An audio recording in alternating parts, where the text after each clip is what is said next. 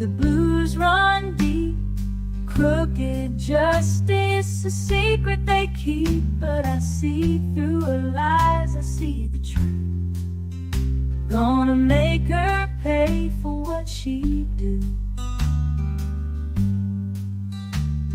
Fanny's got a reputation to uphold, but her tactics are shady. Story untold, she thinks she's clever, but I'm on to her game. I'll expose her ways and put her to shame.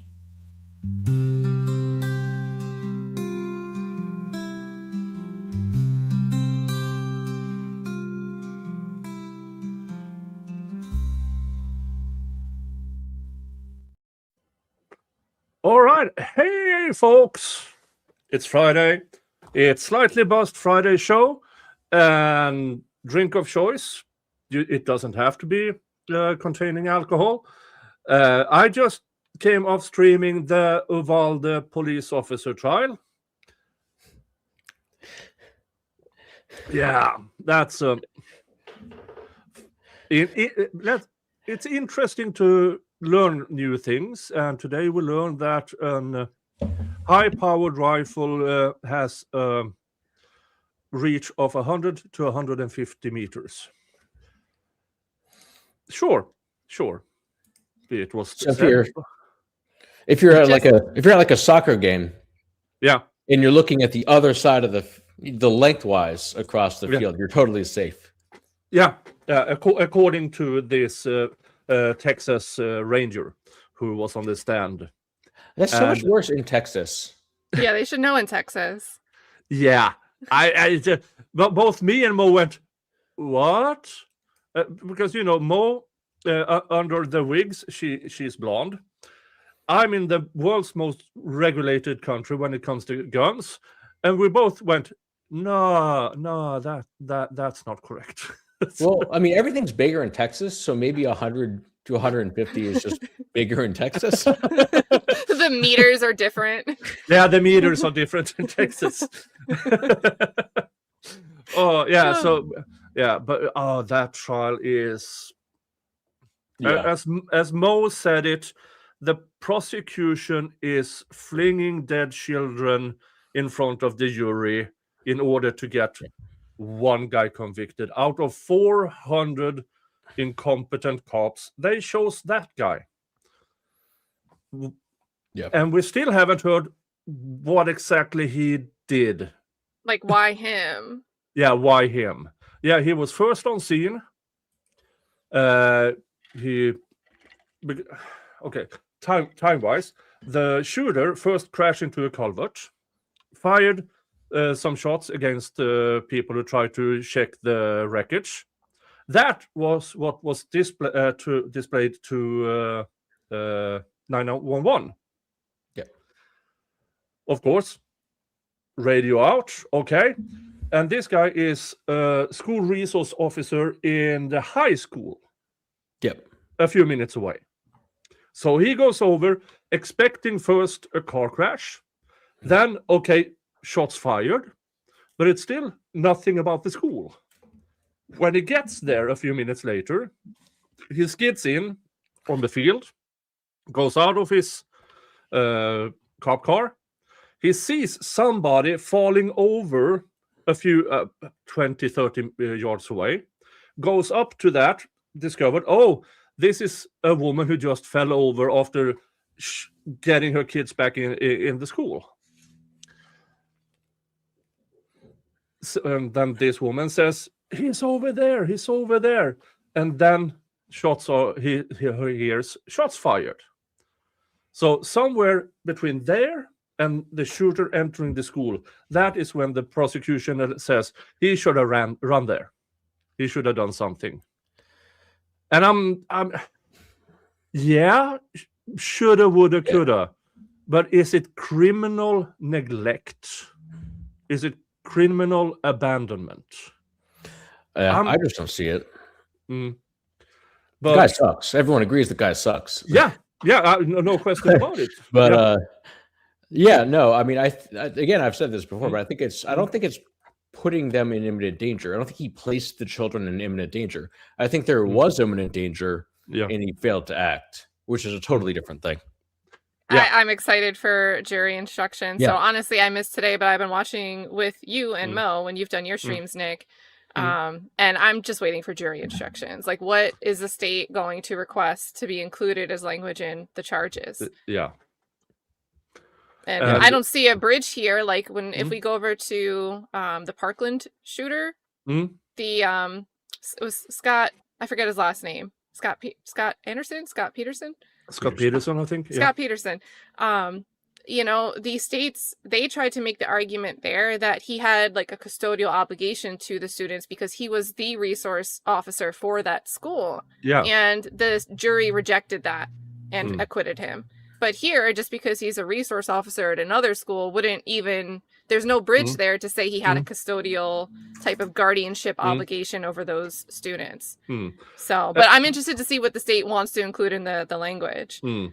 And outside of the knowledge the jury should have, he is charged with 29 counts of this. So the 19 who were killed plus the 10 injured children. Yep. The police chief, who is the only other person charged with anything in this, he's only charged with the 10 surviving kids, 10 charges. And I'm like, how do you motivate that? And I'm let's just say I'm not sure. But so far, the prosecution, the entirety of their case is what happened once he entered the school.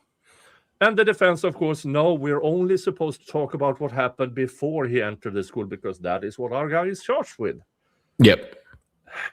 Yeah, it's a mess. And like you said, I mean, it's just pandering. And I said this before we went on, but it's just clearly pandering to the jury, trying to inflame their emotions. Yeah. And you can get away with that a little bit, maybe.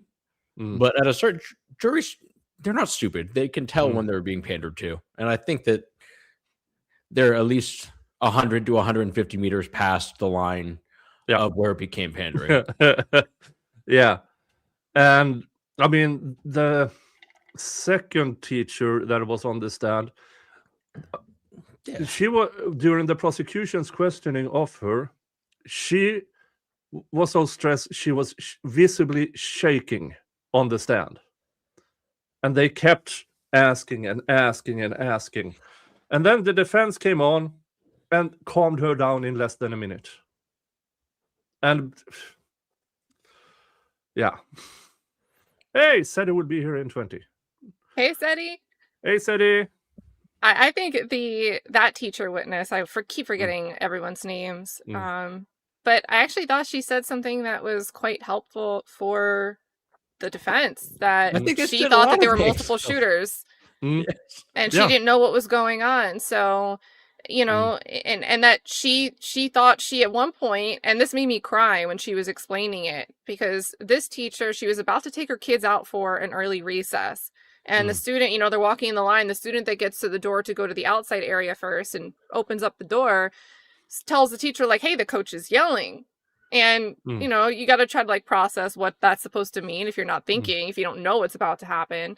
And then she hears two bangs that she said sounded like fireworks. And then, oh gosh, this is bad. Yeah. So she gets all the kids and she rushes back to the classroom and gets the door shut, has the kids hiding under anything they can, getting into the closet. And then at some point, a shot fires through the window to that classroom.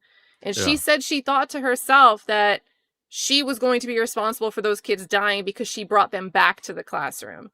Yeah. Which a few minutes before that, she thought the right decision was not to take the kids outside. And that just shows the uncertainty. Like, there is no definitive course of action in that moment, right? Without the hindsight to know what the way to safety is and the right way to save a life could have been. We learned in the opening statement that before the shooter entered the school, other cops had showed up. One of them had a rifle and radioed in, should I take the shot? But before a reply, the shooter was already inside. So, okay, how does this play into? Yes, it's and getting then more and more attenuated. Yeah, yeah, and then it ends up with 400 police officers doing nothing for over an hour. Can you imagine being that guy that was waiting for permission to taking the shot? Like Yeah. the remorse, the regret. Yeah, just knowing he should have taken the shot. But again, he has other considerations. What if he misses? Yeah, for And sure. there's kids inside. Or it causes more chaos. Yeah. Yeah. Or say it's not the shooter. Yeah, for sure. I see why he didn't, for sure. I mean, with hindsight, is I get why he didn't, but hindsight is 2020, and this is seems to be a trial of hindsight, and it's a DA who wants to be re-elected. Oh yeah, this is purely political. Yeah. All right. that was on a lighter note. On a lighter note, yeah. We are here to talk about Young Thug's Jeffrey Williams stuff, which the order was before 5 p.m. today, and apparently he got his stuff back already yesterday. But we do know there's allegedly one thing missing. So this is everybody a watch party. Everybody put their favorite emoji in the chat. There's an emoji for this. Everyone can join. Oh, yeah. So now I haven't done Young Thug or YSL stuff in a while on my channel. So I did a quick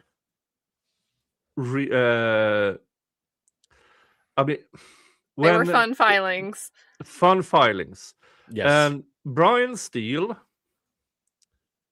when he writes to answer the appeal to the prosecution, it's just so amazing when they found out that no, you never actually ordered a transcript. Really? It's so lazy. Yeah. Like, it's not even hard. Yeah. But someone else did the work. Yeah. Like, you don't need to find the court reporter. They gave you the information and offered you half price. $208, chat. $208. Yeah, but Fani needs a new purse. And she has to get more stuff, more of these coats from the Ric Flair collection. And I'm still laughing about the Duke chain. Like, why would you keep that? Like, yeah, of all the, because like, Duke got some things back, right? Like, why not just like divvy it up differently? Duke basically just gave them like a pittance to stop being annoying. That's what that was. That's all it was. He takes some cash now. Wait, do you curse on here? You do. You definitely do. I've heard you curse so many times. Yeah. It was a fuck off settlement. That's all that was.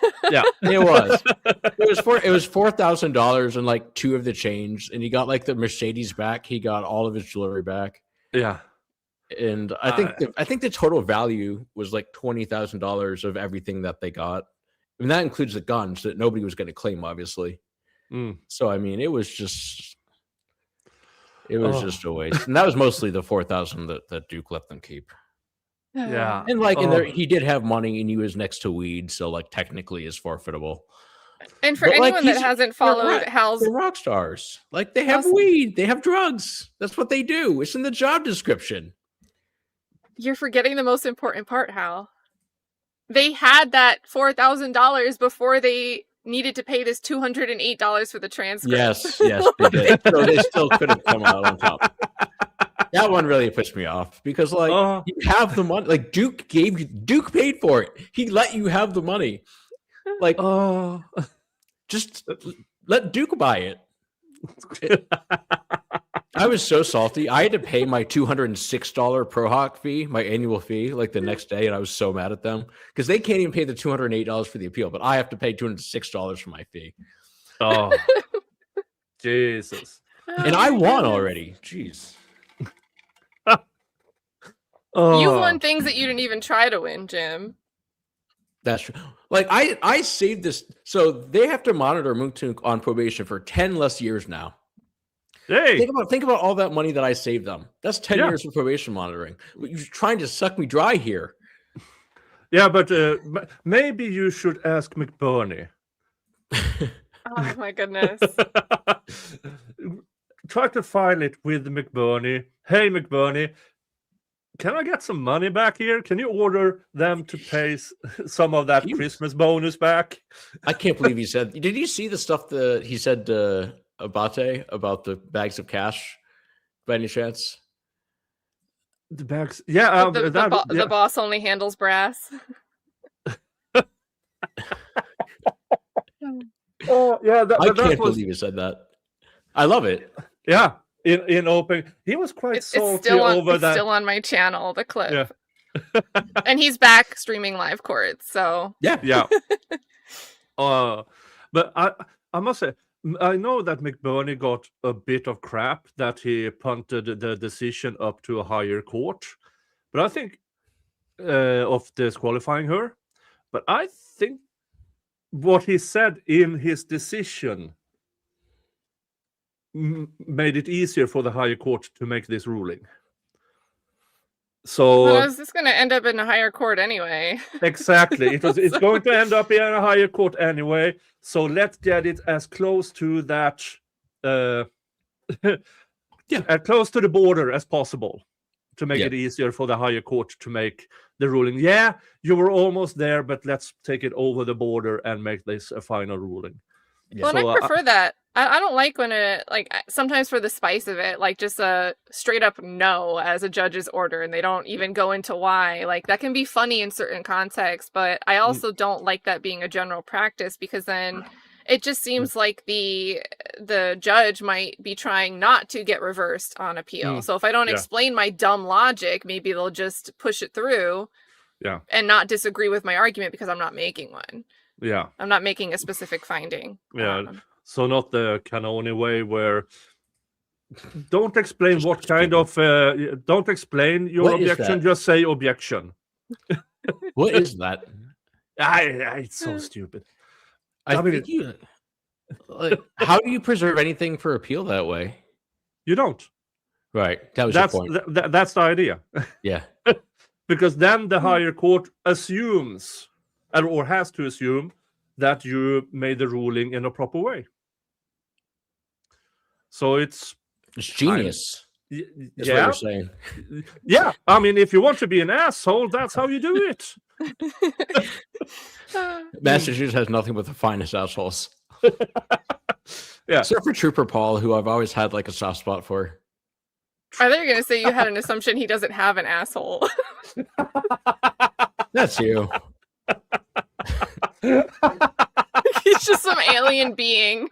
And that's also plausible. That's why he can't explain. Like, that's why he thinks people can like levitate across the lines.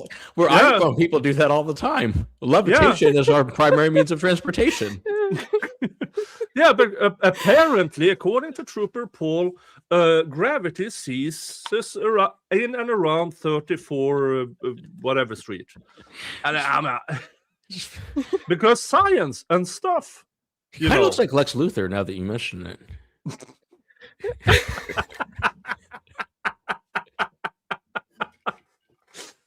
I'm impressed by how many like topics of converging interests we've already covered. Oh Lord. What you got wine going on? Yeah, you got some wine? Read my mind. No, I have Falcon Bayersk. Oh, it's just really dark. Bavarian beer. Nice. I've got Coke, the drinkable kind, just to clarify. But that's my weapon of choice.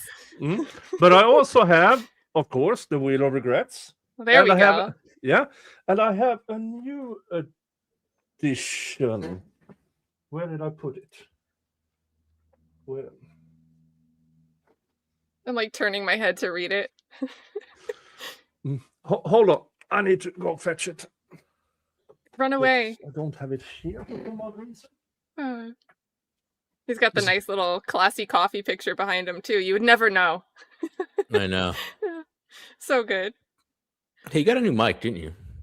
It's all orange. Okay. It's just so I had a boom arm a long time ago that just never wanted to play nice, so I never used it. And then when I got a new desk, I also got a new boom mic, which is it's got like 3 maneuverable parts that all have 360 spin. It's just incredible. It's really more than I need, and I love it very much. Ooh, now I gotta figure out how to change my mic color. Ooh, nice. I put my watch on. This cost me tens of dollars on Amazon. Was it free shipping with Prime? Was it what? Free shipping with Prime? Yes, of course. You got to write a review. I should. Amazon reviews are wild. You're like, this is 5 out of 5 stars. It's never gone missing.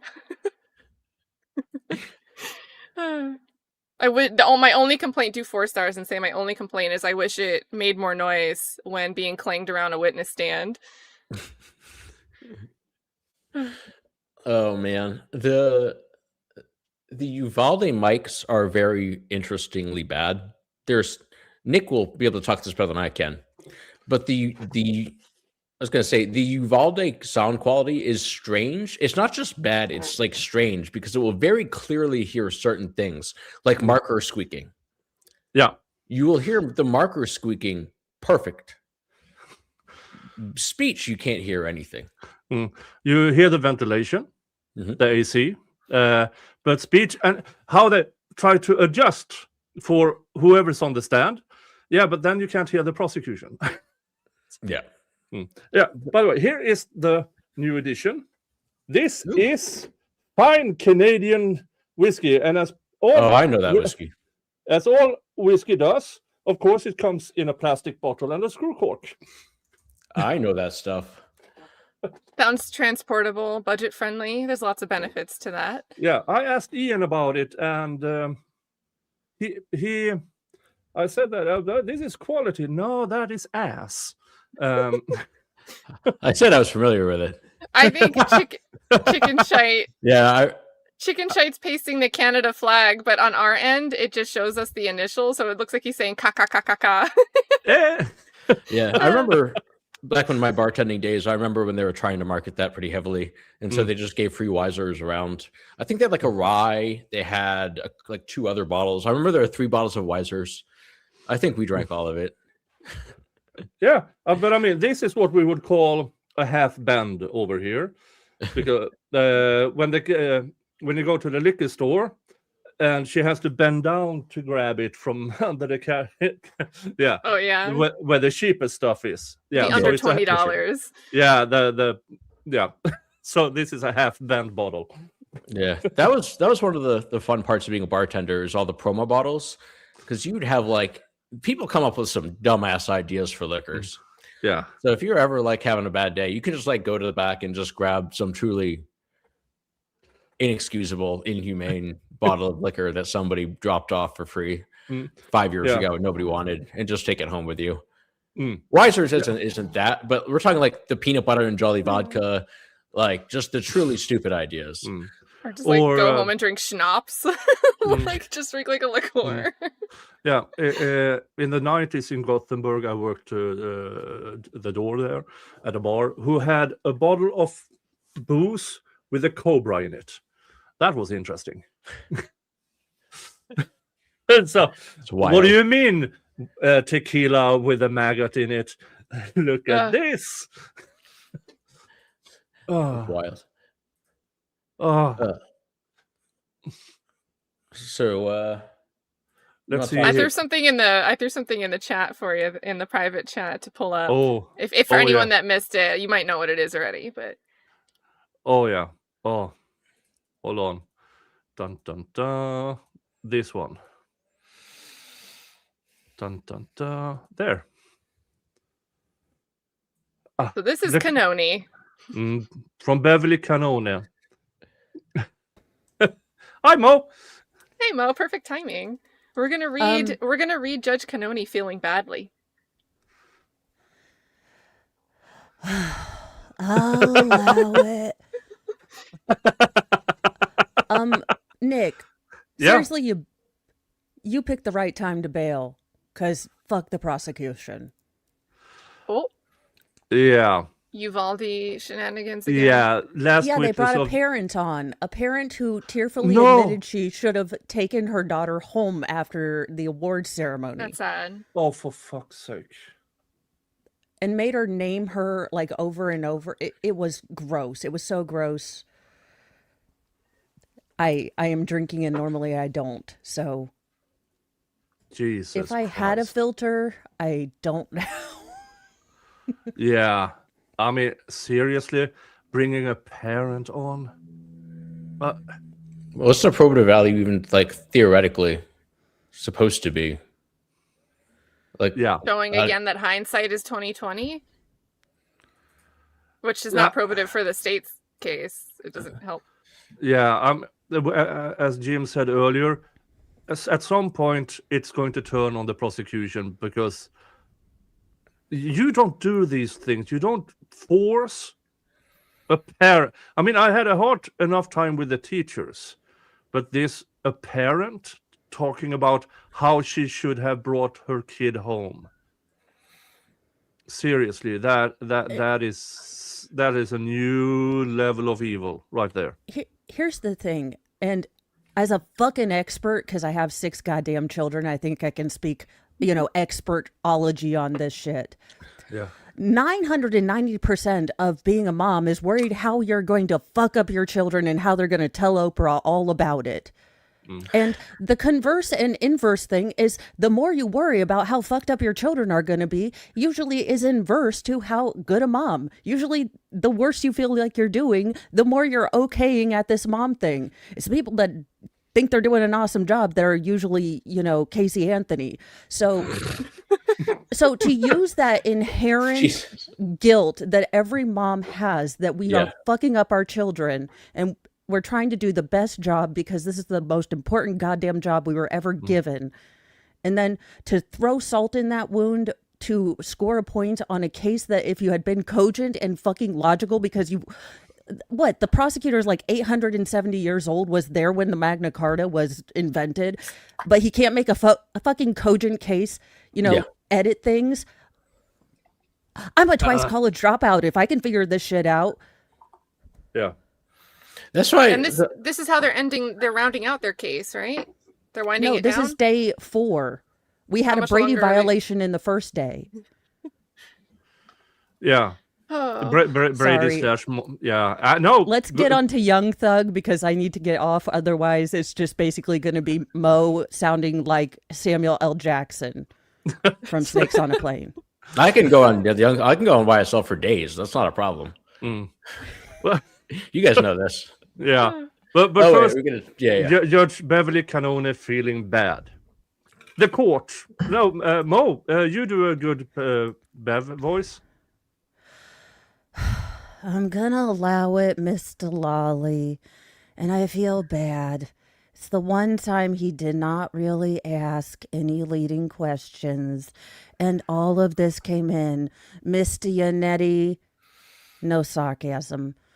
I'll allow in front of the police, The first time you worded it was the best. Lolly never worded anything the best. Facts not in evidence. The man spoke English like it was his third language and he wasn't fluent in the first. I am sorry. Like I said, filter gone. No. I loved his final minute when they told him, your timer's up, you have 1 minute left. And he was like, okay. And he just pumped it out. Wow. Oh. And still, the chat loves it. Yeah, and still, Lally did better than the next guy. At least he convinced one juror. Brennan didn't. He fucked it up royally instead. Well, he yelled. He was yelling. Yeah. Also, if you're going to use just for men, apply evenly around the head, not just this one area here. As a person that uses hair dye, I'm just saying, use a mirror. Oh. Yeah, Brennan. Where is it? Please continue to talk because I have a meme here. You know, he has somewhere. an IMDb credit. He has a glamour shot in like a windbreaker. I don't know. I'm just saying, if you For need to know real? That'd be something. hilarious. Yeah, So- because Remember- he was in a documentary for something. Again, someone valued his opinion enough to ask him to speak on something, which, okay. Oh, I can segue this. Yeah. Did you know that there was a witness in the YSL trial? The state said that they didn't want to show her face because they were afraid of her identity getting out, because apparently she did some undercover work, but she also had an IMDb credit. Was it related to the hub? Because, a lot of stepmoms get locked in dryers. I don't know that I would put it on my IMDb. Oh. Oh. Oh man. Oh, dude. She was on Love After Lockup, right? Wait, which? Oh, no, first No, I'm 48. just- First 48 for clarification. I've been watching a lot of All's Fair recently with Kim Kardashian as like a guilty pleasure, just for the legal accuracy. It's like a self-torture sort of thing.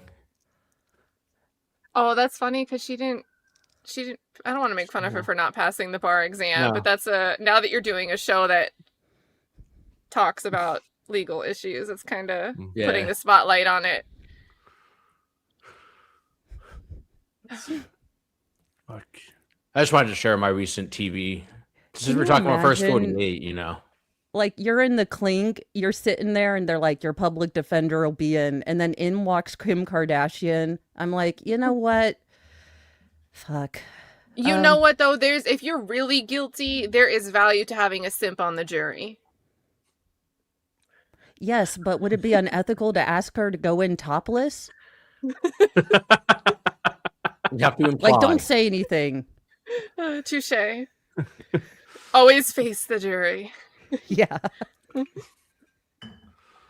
There are some big law. There's one specific big law firm in Los Angeles that has a habit of hiring people of a certain appearance, notoriously so.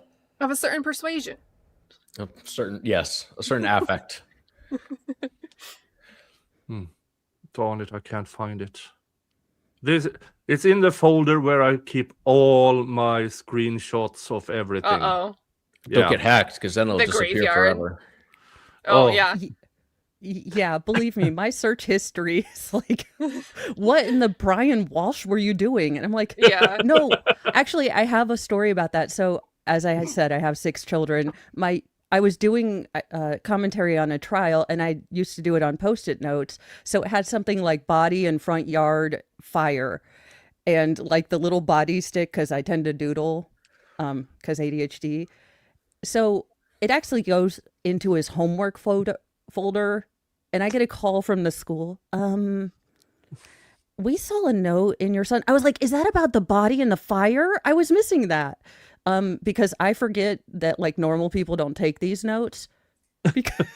And I was like, oh Yeah. no, I do commentary online. And then because I have no filter or social skills, I was like, with my clothes on. Just to clarify. Oh, wow. Yeah, I get that. I've had my fair share of notes. I try to keep them hidden, but when they do come out, it's never like some boring procedural thing. It's always you're never going to get like rule of procedure 13.1. Don't forget, it's always going to be dead, like you said, dead body and fire. That's the note that's going to come out. It took me about 3 months to discover what I posted on Facebook also ended up on an Instagram. that was funny. that was interesting. Okay, delete. All right, wait a minute. Let's see here. String about did this before stream started. Thank you so much, Can't Stay, but want to say hello to everyone, and more importantly, Mr. Jingles, of course. I love both dogs in the picture. And then on Katt's channel, have a great weekend from Shout out to Credence. Credence and Mikey. Yeah, Well, the channel's Credence and Mikey, but it's just Mikey. King Bob, thank you for $5. And on Katt's channel, Hey, Paulette. Yeah. And on my channel, Prince of Wales. Judge Bev sure loved the long weekends when she got to take Monday off, which makes her quite literally see you next Tuesday.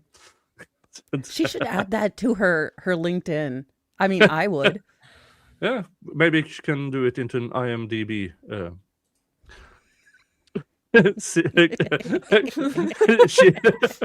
She's cunt number 4.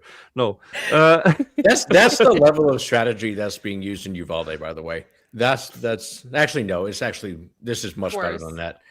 This has Like- a logic path. Uvalde doesn't. Yeah, if you just like, goodness. thank you. I was gonna say, she issued Gardner, my favorite anonymous lawyer. He was talking about how it's already a stretch of a. It's a stretch. They're stretching the law in this prosecution, like it's kind of a novel idea. But I don't think they know that. I don't think they're aware that it's a legal stretch, and they're just asking these questions that are just like half the time they're exculpatory, and I don't think they know that they're exculpatory.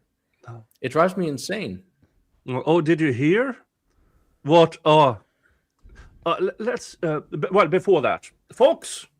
Forewarning: you are getting migrated from Katt's channel to my channel.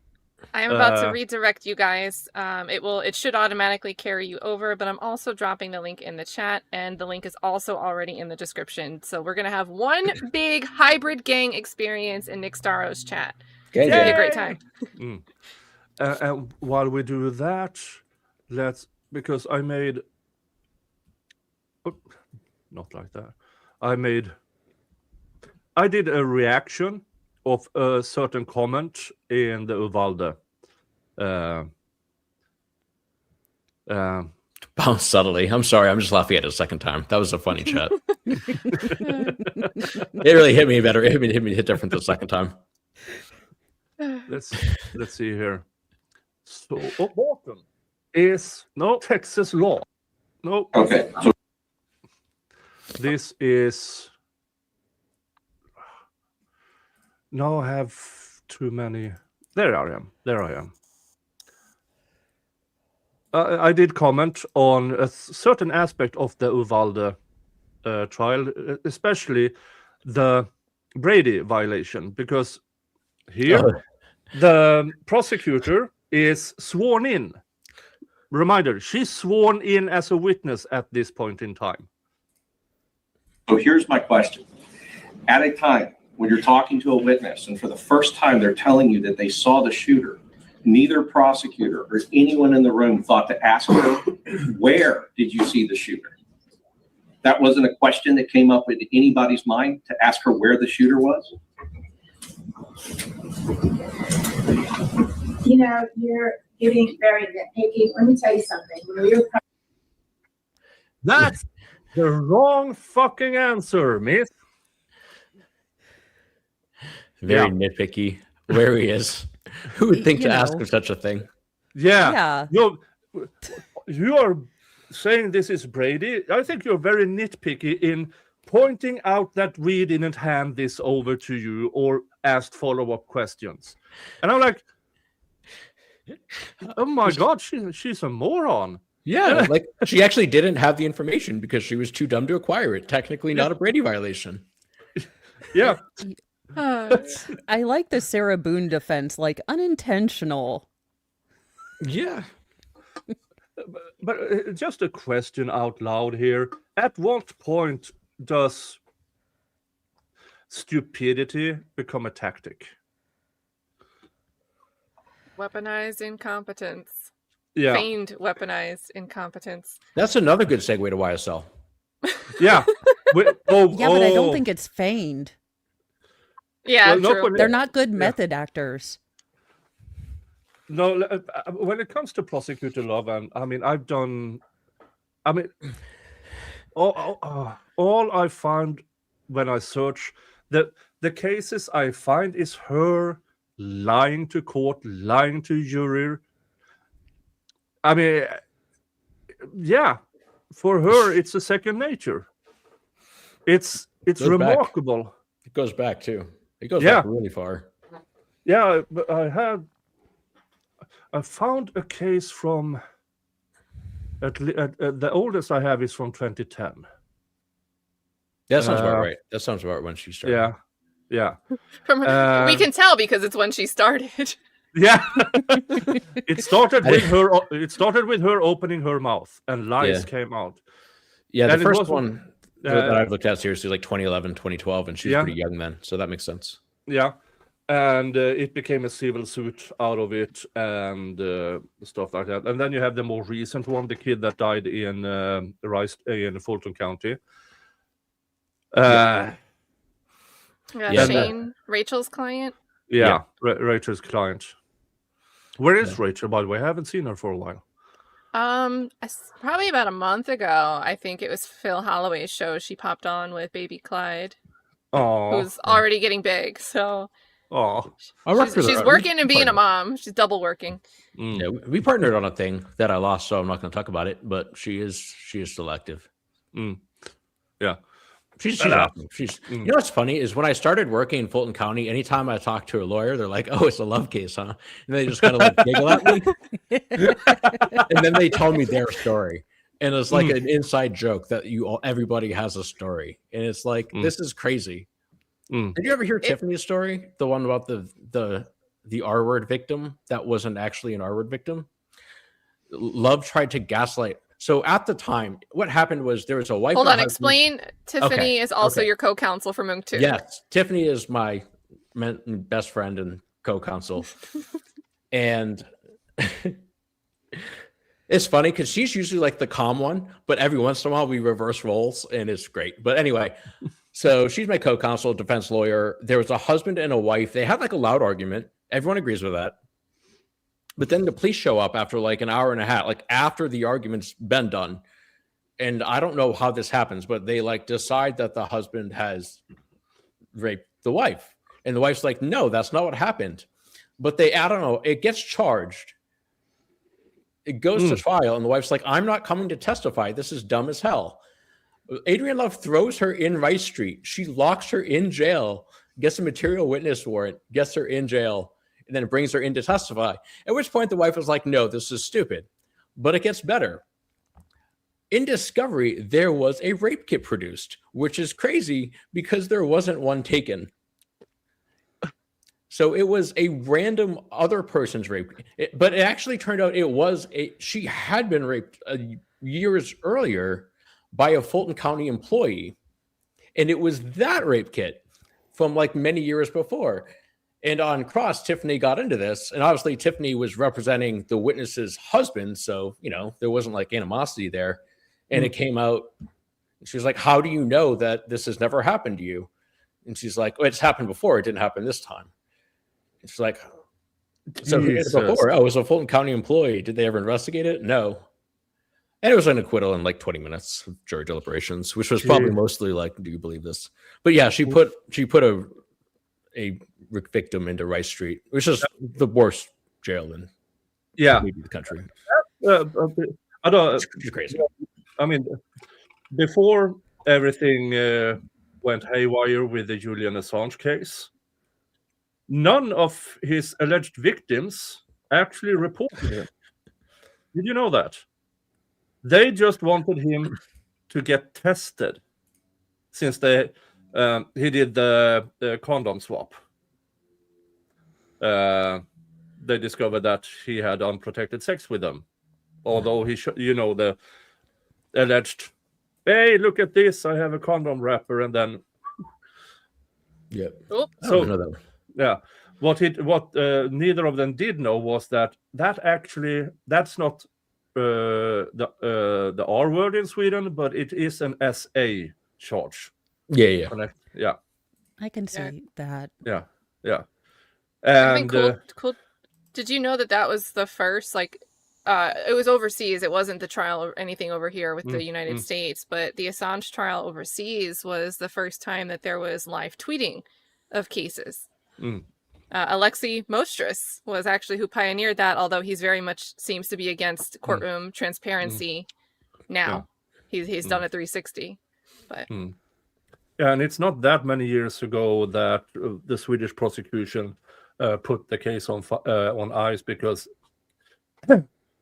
in order to bring a case forward towards the court, you have to tell the court that you have made progress.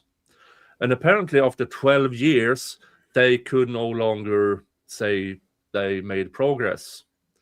So they just, okay, we're going to dismiss the charge. Yep.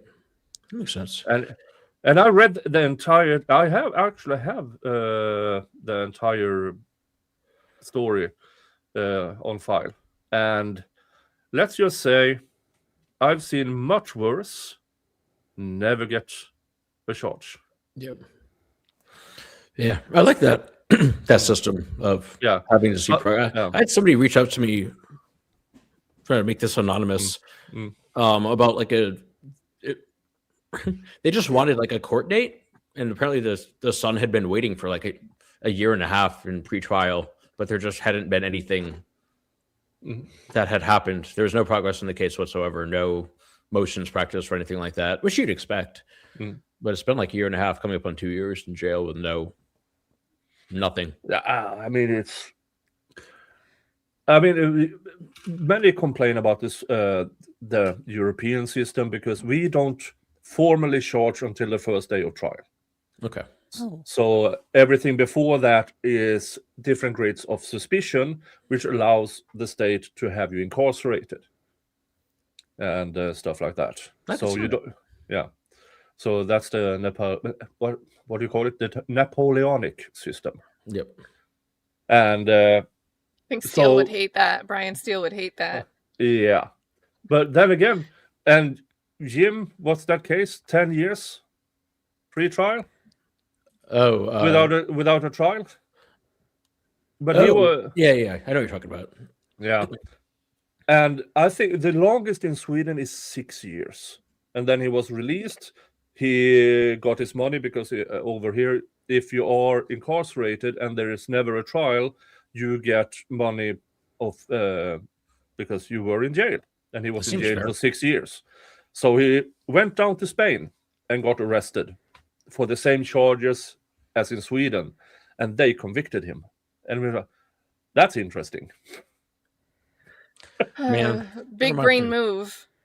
Derrick Rose. When Derrick Rose escaped from jail in New Orleans, and he ran to like Atlanta, but not just like nice Atlanta. He ran to like the place where all the police in Atlanta are, and then he got caught there.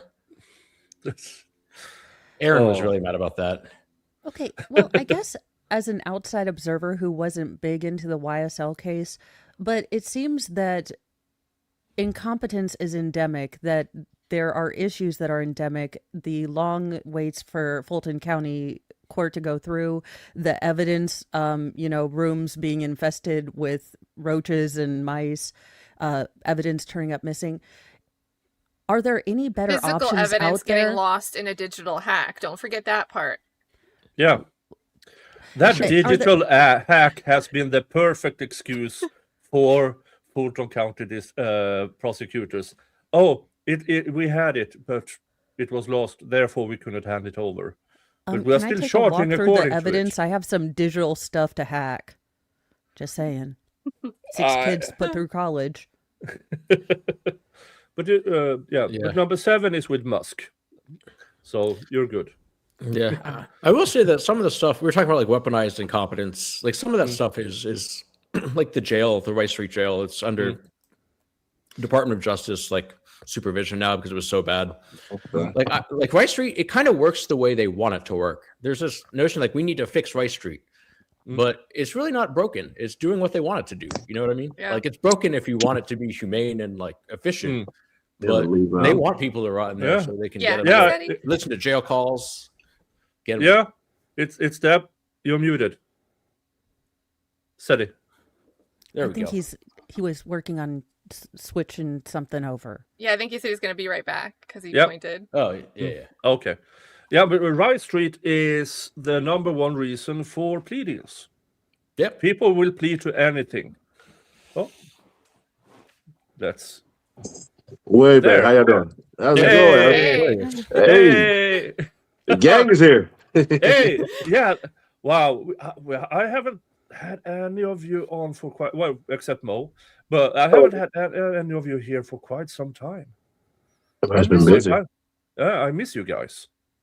Mo is the one that spared herself from watching that very long YSL trial. Yeah. I didn't watch the whole thing. I'm on the case. Yeah, Mo, let's do a rewatch. I tried to get the jurors to do it, and they passed on that. I was like, you guys can make some money off of reacting to every single day of that. And they said no. And I was just like, okay. Well.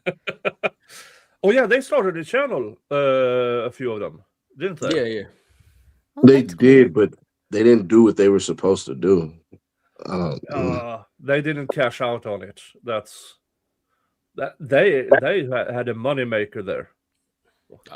I assumed they had like a Netflix deal or something, and that's why they stopped. But I guess not.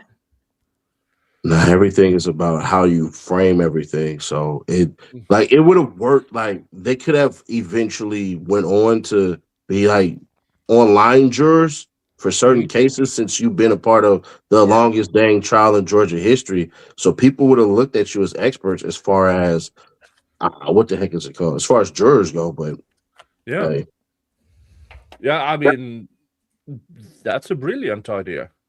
Yeah. But I mean, this streamer life isn't for everyone. Just as thugger life is not for everyone, so is streamer life. So, was anybody there to see the stuff get returned? Nah. I mean, I don't think it was done at the courthouse necessarily. I forget. Like, yeah, I think they like an annex. I don't know, but that's what I think. Yeah, all I saw was the picture that Thugger Daily shared. So, but you do know, Ceddy, we know there's one thing missing. Well, according to some individuals who decided to speak online, that mystery may not be as mysterious as one thought, because that tape, everybody wants to hide their face, and could have literally alleviated the whole entire mystique of where this watch went. Because if you remember on the trial, she said, oh, we bag and tagged a bunch of stuff, and then we put it right there in the left corner, and we waited for the people to come back and get it. So during inventory, I mean, we don't trust police taking our stuff, so body cams be damned. But you know, that could literally have saved this whole entire thing, but instead you're reading tweets about yourself and the direct threats. Oh, yeah. But I mean, I just found it so funny that the last person seen on picture, at least, is Miss Viverito, or as the auto translate said, Miss Burrito. I still find that extremely hilarious. And then you saw before, more or less, you remember the picture of her with the award, a normal, healthy girl, and then all of a sudden you see her Tinder pic or something. Oh yeah, she's had work done. That was a Tinder picture? No, I don't know. Oh. I call it a Tinder pic because it looks like it was staged and boobs up to the chin. And I think it was like a ceremonial, like an award type thing. Yeah, it was. And it was like she was on a stage. Yeah, but you have that old award thing where she has the plaque, and she looks perfectly normal. Stupid. And then you have her in the black dress. Yeah, worked on. Were you tugging at your collar when you were looking at it? If I was looking at, never mind. American humor. Yeah, I think I missed it. You know, it's crazy. It's like that picture. They were like mad at that picture. Was supposed to. There's like no pictures of Viverito on the stand or anywhere else. That picture is still on the Fulton County DA office's website. Yeah, that's where they got it. Is from for their anyone website. For anyone missing this context, Viverito did not want to be shown on the cameras when she had to testify at this trial, and there was panic in the courtroom because on the internet, on Twitter, people were posting her picture.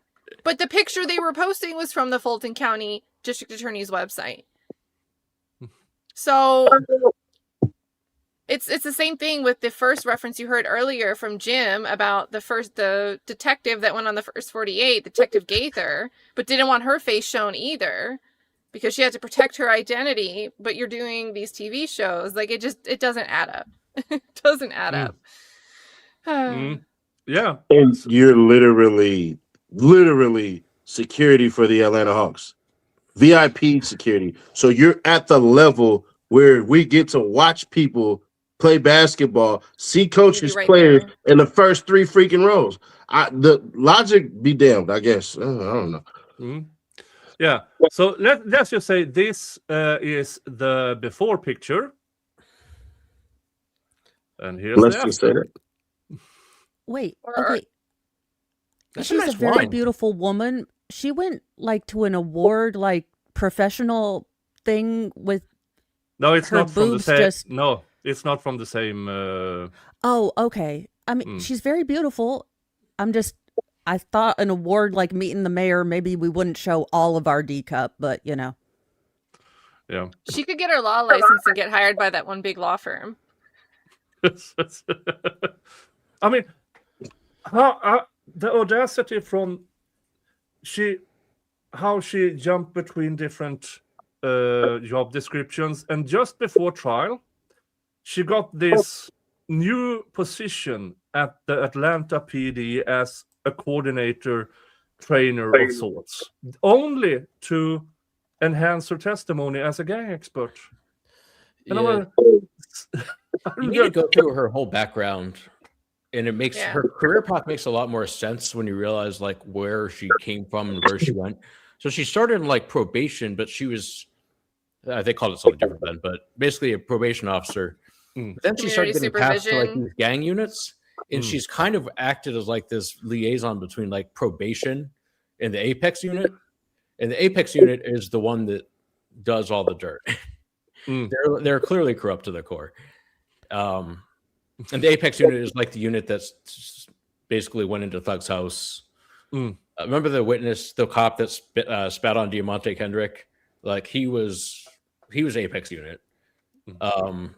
The people that stopped Miles Farley with the Mr. Johnson warrants, like that was the Apex unit. Like they're the ones behind all this stuff, and she's been basically the link between like the Apex unit, probation, and the district attorney's office. She like works in all. She's worked in all three. She's kind of worked all together. Yeah, That's she's a real working girl. But Well, she bragged during her Daubert too when we read because that's only available through transcripts. It wasn't like a streamed hearing, but she bragged about, well, I think I'm good at what I do because people like talking to me. So she just goes and visits her. I think it's a community supervision was the initial title, and now it's just probation. But she'd go and she'd talk to them, and then I don't know. It just seems like that's the feedback loop, like that chatter, that gossip. She would go to the next person. Yeah. But the problem is when you're doing this with people that are supposed to be associates with different gangs and you're gossiping, I imagine that some of the things that you might say could be putting targets on people's back, and now you're no longer doing the community protection supervision program. You're doing the exact opposite of what you're supposed to accomplish. You're doing what you advocate against you in a kind of odd, similar way. Yep. Well, she's making a living, and I looked up. This is quite a while ago when I looked up the Club for Eternal Admiration, also known as the Gang Experts of Georgia, or whatever it's called. Seriously, it's yeah, I had a question about that circle. testimony. It's a circle jerk. All right, what's the question? Now, can I qualify myself as a gang expert in Georgia since I watched 8 Mile once? Because that seems to be the level. That's the wrong, no, that's the wrong movie. That's the wrong movie. I'm going to be real honest. Movie. It's not my really. wheelhouse. It's not my wheelhouse, so I wouldn't speak on it. But it was like watching. It was like watching Opie from Happy Days trying to explain 8 Mile. I was just like, Yeah, I mean, it's like nothing is real, you know, so it can be whatever you want it to be. Like Yeah. there's somebody in the YSL case at trial. They really needed him to be a member of a different gang, not YSL, so that they wanted to argue that like that YSL was a gang that had Bloods and Crips and Goodfellas and like all these different gangs mixed together. So Don't they not get along? I mean, details. I mean, now you're not acting like you're a gang expert, so you can't testify anymore. Yeah. So like, what did they say about the Jets and the Sharks? Are they still beefing? Just asking for a friend. but so there's like, touche. There's one guy that at trial, like I said, they needed him to be in Goodfellas, which is a different gang. But then on his probation revocation, they're like, no, he's definitely just a member of YSL. So they changed it like within the same case, like which gang he was supposedly a member of. So like everything's just whatever it needs to be at the time. If that makes sense. Do you remember?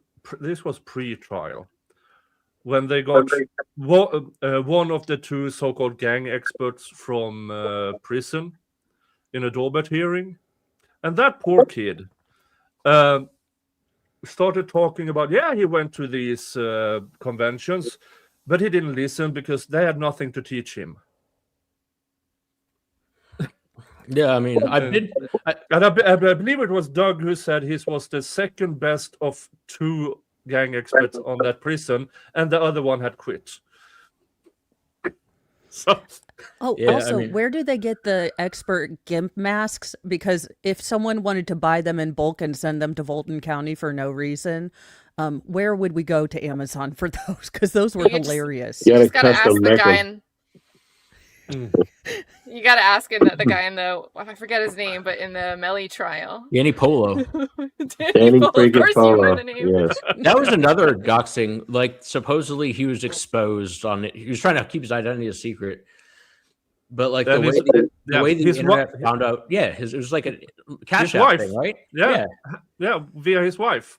So he had to testify, and that got Raven Liberty that charge of witness intimidation, since they allege that she is the one who actively found that out to expose him.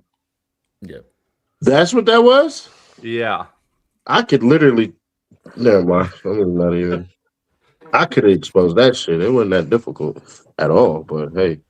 Yeah, I mean, he was quite easy to find either way. But that's the YNW Melly. That's the undercover cop who first didn't want to have his picture shown, and then he showed up in a balaclava. And then they call shiesties in America. We call them shiesties. Okay. Shiesty mask. Gotta speak that young talk. Who shiesty is still wild to me. Yeah. And if you don't know who Raven Liberty is, she's with the infamous notebook at trial. Let's see here. Where is it? Here it is. If you haven't seen, this is hilarious. This is what she brought to court. Oh. Wait, what? I mean, that's some shit I would do, to be real with I'm not a lawyer, so I just play the one on YouTube, so I can't speak on that. Yeah, I'm not a lawyer. That's why I would think it was funny. And just using it to cover her mouth when she talked to a client, and the jury is on the opposite side. Yep. That's wild. What does the left side say? I don't know. Ha ha ha, maybe? Oh, okay. Or evil laughter? Yeah, I think it is like a laugh. Yeah, it's ha ha ha ha ha. Because from far away, I thought it said baby on the bottom, and I was like, yeah. You know, like the other side said, "So proud of our honor roller." My students on the high school, middle school honor roll. You know that if you could, well, I don't think you could find it because this was one of those gym moments where Keith Adams, when he had basically questioned the officer about the gang signs that were thrown up at him while leaving.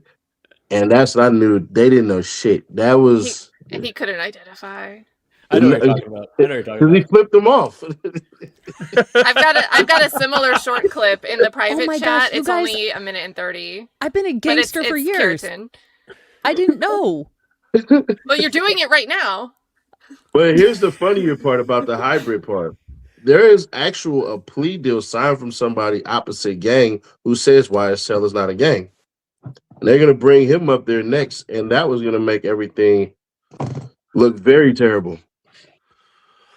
Oh, Yeah, it's great. Like, you know, what's funny is like I've talked to dudes on like both sides of the like Haiti gang, like Bloods, YSL. Like, they never talk about each other. It's always like, this is what the DA did. And they're always right. yeah. And well, before we play, the funniest thing, one of the funniest things is when was it Love who asked, "What does that even mean?" The 404 rule, and he said, "Oh, what did he say?" He said, "Waste of time." Oh, 403, yeah. Yeah, the 403. What does even 403 mean? And Doug just, waste of time. That was one of my favorite days. Okay, let's see this. So this one here is Keratin Matthews Cross after Love finishes her And when you direct. were asked, what was the gang sign by Mr. Adams, and you said no idea. Yes, I said that. If you're saying no idea to what was the gang sign, how are you able to testify to the jury that it was in fact a gang sign? By the forming of the hands, by the overall gesticulation, I think that What? you don't the need to hell be a did they police get Bobby officer, be Hill? educated in what sign means what gang, and any of the gang rule handbook or any of those things to understand what a gang sign looks like when it's being Wait, gangs have a postured towards you, D&D especially manual? considering the totality of the circumstances that I was in the moment. So I don't. Were the signs that were being made by the individuals that came out of Department 7 similar in nature?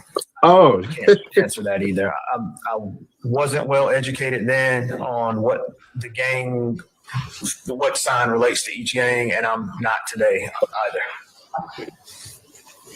Were those signs that you saw signs that you had seen in similar circumstances in the past? Yes. Someone get Mel Gibson so we can see his damn sign. What the fuck?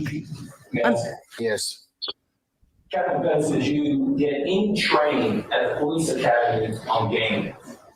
Probably. That's all I have. Anything further, Miss Adams? shit. That's my favorite recross of the trial. Like, what is probably? I don't even remember that day. It was early. It was really early. It was like January, like. It was day I don't 4, so shit. I was there in the beginning, but golly, I don't even remember that one. You probably missed him standing up because he wasn't really mic'd up. It was just a one question wonder. I love a good one question. Effectively. But there's so much in that trial that is clip worthy. It almost gets too much. I mean, another of my favorite moments is on the day when Judge was he felt really he probably had some stomach flu, and it just when he leaned forward, I'll show it instead.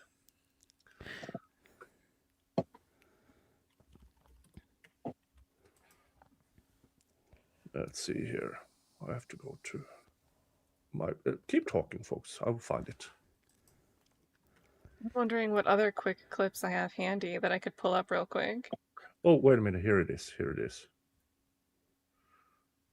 Dun, dun, dun. Share this instead.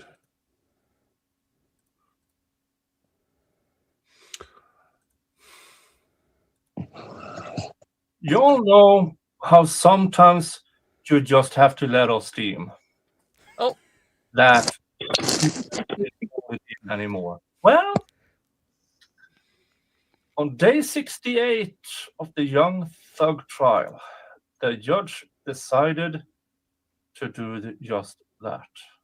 Interviews, okay? That was her testimony on the stand. I am telling you as an officer of the court, And I think everyone on this side is in agreement. I believe the state's in agreement. And the discovery from Yeah. Very, very clip-worthy trial. Nem in the chat says, I need a comfort break. He needs a comfort break. I'm just praying for that poor dog. He's downwind. Yeah. Oh, yeah. George had not a comfort dog. He had a what do you call A it? lab. I think he had a lab. A service dog. Yeah, because he had PTSD, so he had a service dog under the desk. I wish we would have had just a dog cam. It would have made the trial easier to watch. Yeah. That case was still wild. I still sometimes go back and rewatch stuff. I'm like, damn, I can't believe that really happened. I think another favorite part, because I could say my favorite 10 times, is when they call Dennis to the stand. He's already been called before, but they call him back, and they have him run through all of the videos from Magic City strip club, for those that don't know. Strip club, have some respect. Yeah, you're right. And then, like, as soon as they get into questioning, he screws up and mentions prior incarceration of one of the defendants. They got to disqualify the whole thing. So they pretty much brought him up to play these strip club surveillance videos. And he gets disqualified. Oh, yeah, Dennis, I forgot about him. Yeah, you would assume that after a few years on the force, they would know that you can't mention certain things, like prior incarcerations. You would think. No, you wouldn't. Yeah, that's it. My favorite moment, I think my favorite moment from the entire trial is when Love asked Tick, where's Cleveland Avenue Park located? And he said on Cleveland Avenue. Wait, what? Hey, hold on. So, you know, Tick. Love asked Tick. Oh, yeah. Where's Cleveland Avenue Park located? And he said it's on Cleveland Avenue. He's not wrong. Yeah. I like calling him Slug because of that moment when they played the damn song, and Brian still just sat there, just like, this is what they mean. The S is for love. love, I me everything. Just like, what the bro? What? I said, damn, bro. Brian Still's really a YSL fan because I didn't even know that shit. This is insane. Oh. Hold on, wait. I have the clip. I have that clip. Oh, dropping you it have right that now clip in particular? chat. Yeah. Thugger Daily has the clip. I'm just good at searching and thinking of the keywords that were used at the beginning of the trial, because he used slug. That's why I always call him slug, not tick. Yeah. And I had to get used to. Yeah. So it's slimy. Maybe nobody calls him Tick. I don't know, man. I know half these nicknames aren't even right. The ones they use. Let's see here. Well, I clear it up. Let's get sound up a bit. Oh. It's meant to spell slime. Yes. And the word slime, what does it mean?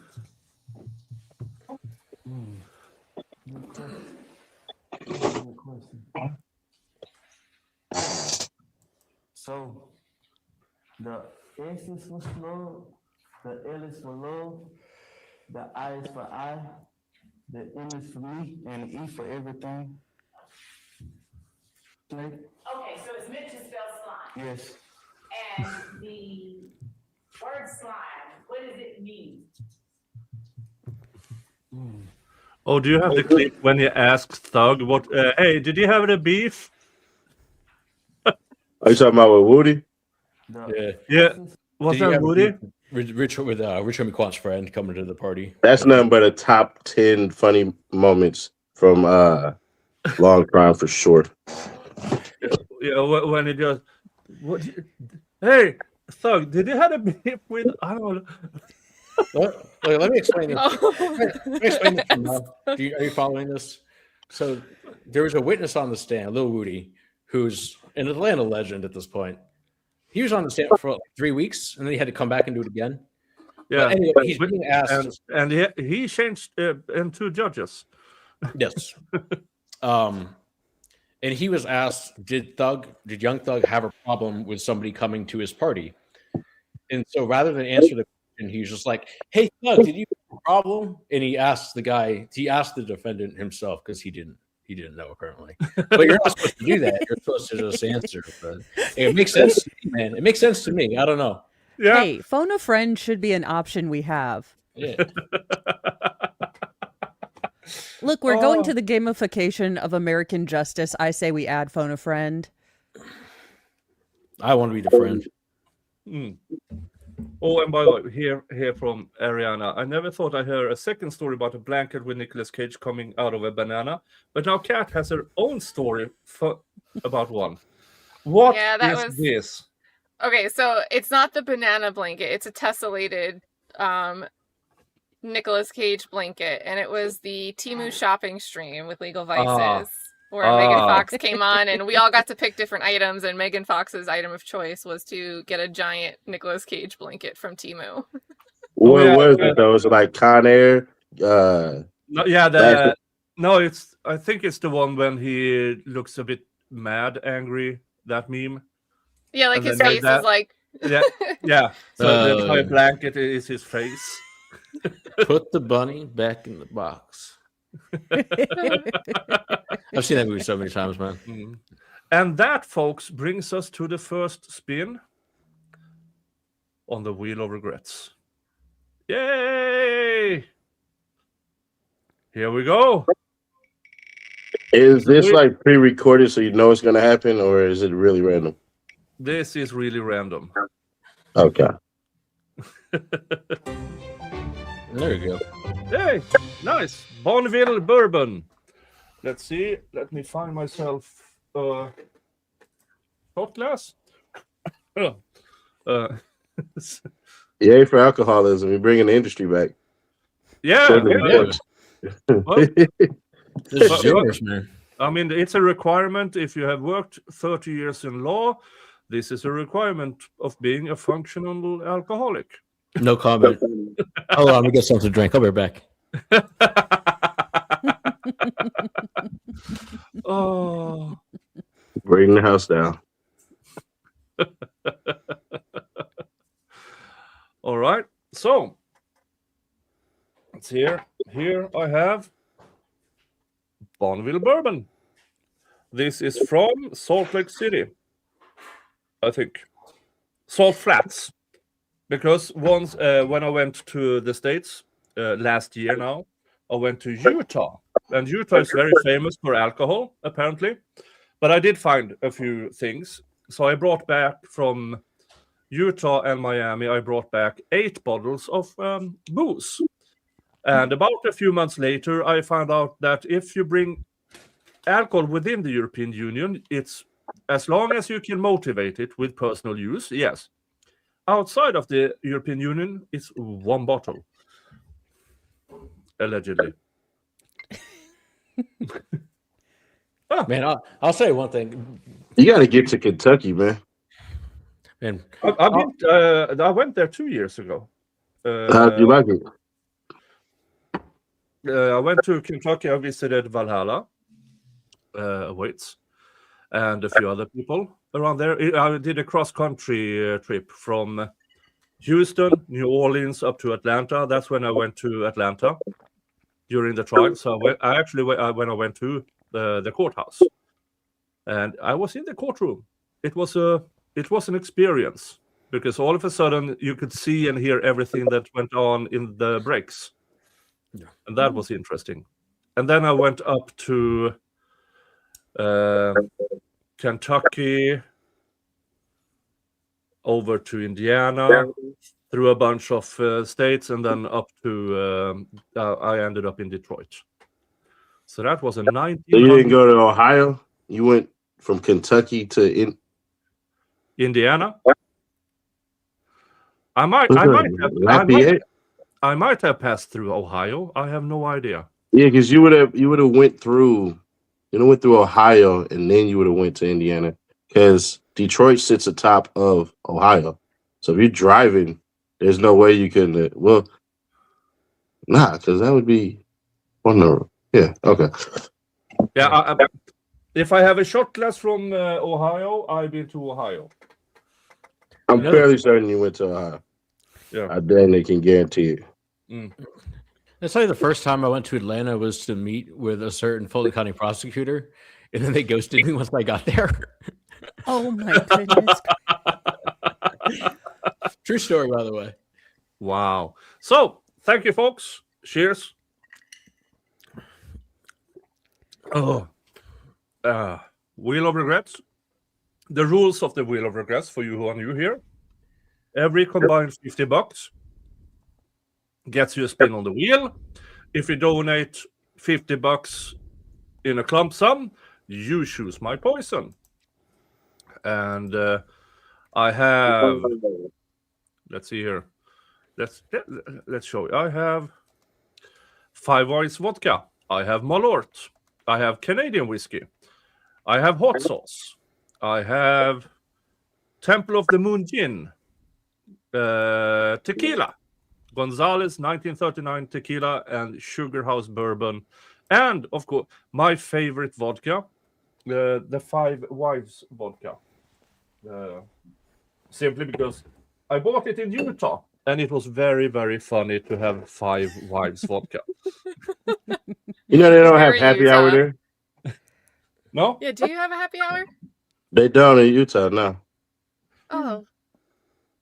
Well, Oh, you- I lived in West Valley, so yeah, that's funny. I feel like happy hour now, it's always like a 4-hour block. Just get here before 7 o'clock or something like that. Like that's how they do it now. Because what is time? You know, I will say that arguing, when I'm being a bartender and arguing, trying to convince drunk people that they're drunk is the best legal training you can get. If you can do that, you can do anything. Oh, wow. If you can just convince a drunk person to make good decisions, that's all you need. Because you got to like get them on your side. You got to sweet talk them. You got to set. It's hard, man. We're It's harder than talking law to a school. 4-year-old. Getting a 4-year-old to do something like if you don't have the red plate ready and you have to do like a hostage negotiation, like, sweetie, I want you to look in my eyes. Take a deep breath. We only have the green. And that nice hostage negotiator lasts about 3 minutes. And then Samuel L. Jackson is like, okay, I'll just throw the Cheerios on the floor and you can free range. How about that? Jesus. Now, one of the when I worked the door in Gothenburg. 69? Huh.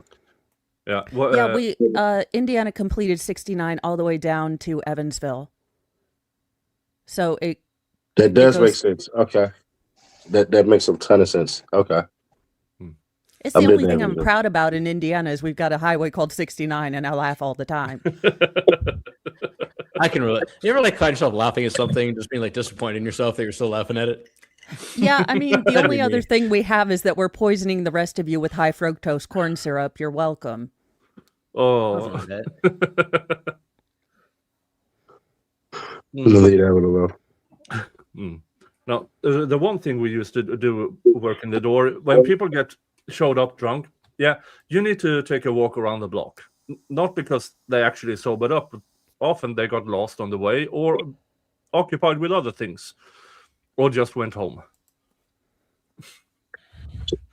I've been a bouncer for years, so I know exactly what you guys are talking about, unfortunately. Yeah. And sadly, sometimes people will punch you. And But it's so slow. I've never encountered any fight I've ever had being a bouncer with a drunk person where they were just quick as lightning. Never. If we stay here long enough, Jim and Nick are gonna actually act out this "Are you drunk or not?" conversation. No, I was about to say, Nick can Mr. hold his- Jingles, what did you do? Yeah, man. I've had people. So I was in DC when I was bartending, and our security would be off-duty Marines from like Arlington. So they're all gigantic dudes. And there's this one time this little dude was trying to fight me, and I didn't even notice, but there were like a bunch of Marines showed up behind me, and I'm like, he's like, I want to fight them. I'm like, no, you don't. I can take it, bro. I can take it. There were a couple cops that showed up, and he's like, arrest me. And they're like, we don't want to arrest you either.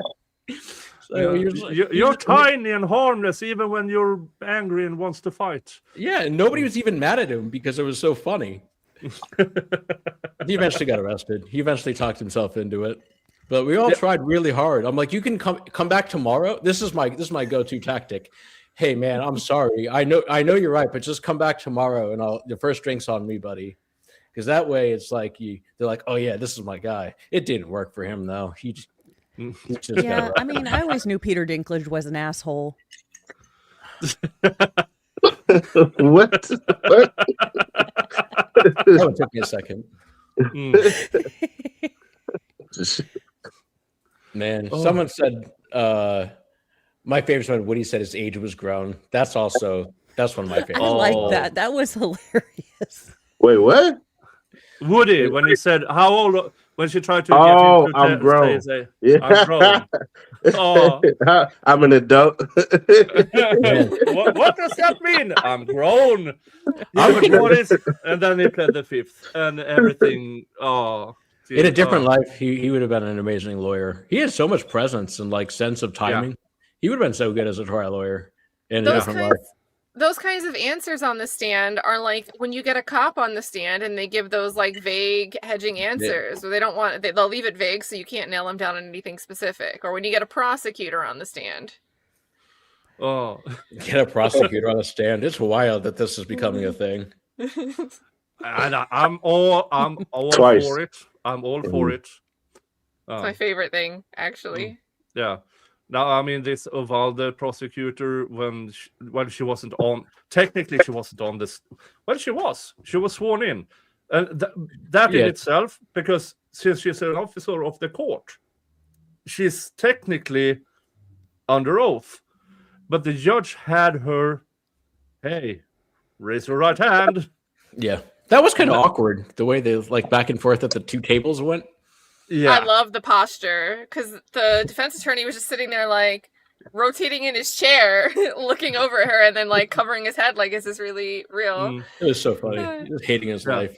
Yeah. And the next day she represented, well, when I spoke to this witness on the 10th of December, I hadn't reviewed the interview she did with the ranger. And he just remarks, yeah, but you had on the 26th.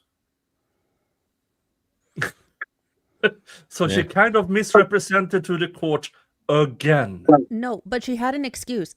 She was running a law firm and she girl bossed too close to the sun. She Kathleen Kennedy'd. She last Jedi'd herself. Well, it reminds me like a little bit this morning I was listening in. If you guys didn't know, Fat Joe initiated a defamation lawsuit against a man named Terrence Dixon, and his attorney is a named defendant. Tyrone Blackburn is the attorney. And I've been listening to these hearings, and these are just like discovery hearings. This is not like trial. This is not, but it's just been the most dramatic docket ever in my life. And wow. It's been like months that Tyrone Blackburn has refused discovery. So not only is he not turning over discovery for the client he was initially representing, but he's also a defendant and he's not responding to discovery requests. So the judge is done with it. The deadline is the 16th.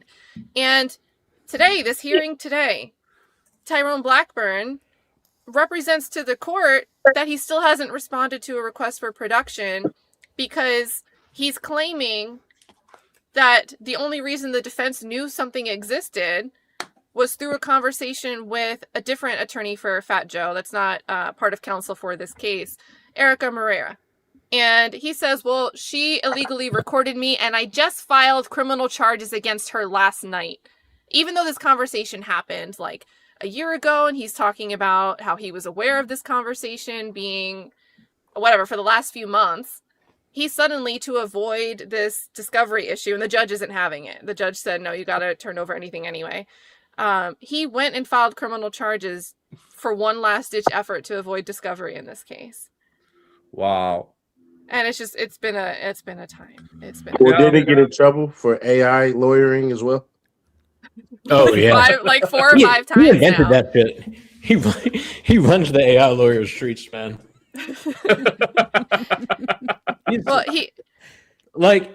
unrepentantly too, like again and again. Like he'll get in trouble for AI lawyering, and then he'll use like AI lawyering to try to get out of trouble for AI lawyering. He's like, he's shameless about it. I can't believe he hasn't gotten this far yet.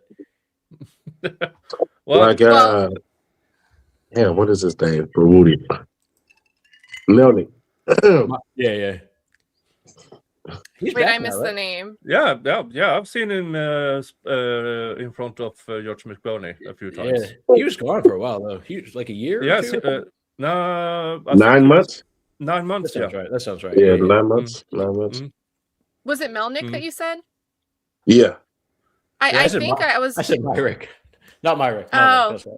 Melnick. I think I heard the other day, and I'm not sure, but I think that he might be trying a case with Keith Adams. I just overheard, but wasn't fully paying attention to a McBurney stream, and heard those names mentioned for an upcoming calendar trial date.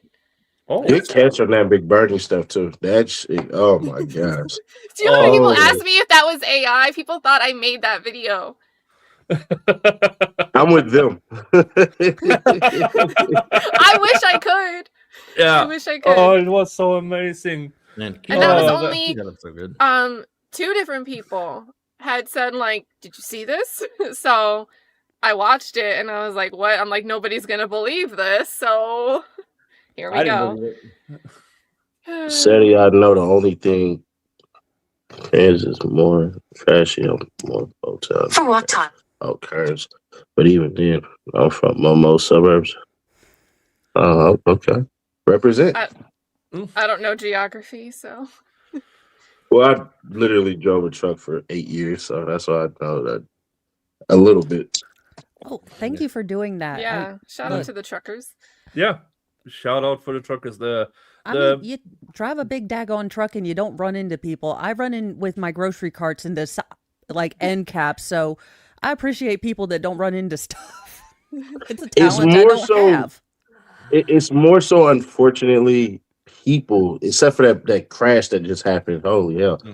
It's more so people that cause the crap. I can tell you countless times of just driving to Atlanta through freaking Alabama on the 20, and what happens is the truck is so big and it's moving so fast, but they can't tell.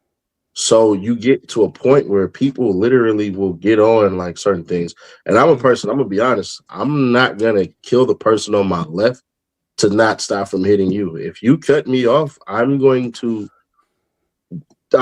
through you because I gotta make it back home. And the people to my left, they didn't have a choice. You did. Yeah.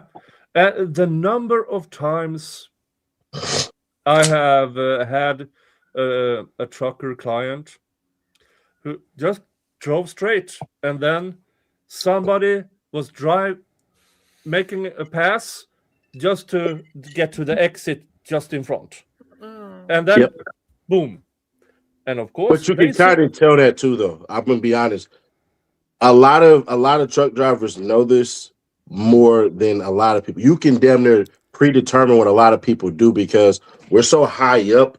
We can see your steering wheel. I can't tell you I can tell you the amount of men that I find disgusting on the road. I'll leave it at that because holy hell. Oh. But, yeah, I've seen everything. That's not the kind of hands-free driving we were asking for. Oh, and it's only going to get worse with self-driving cars. It's only going to get worse.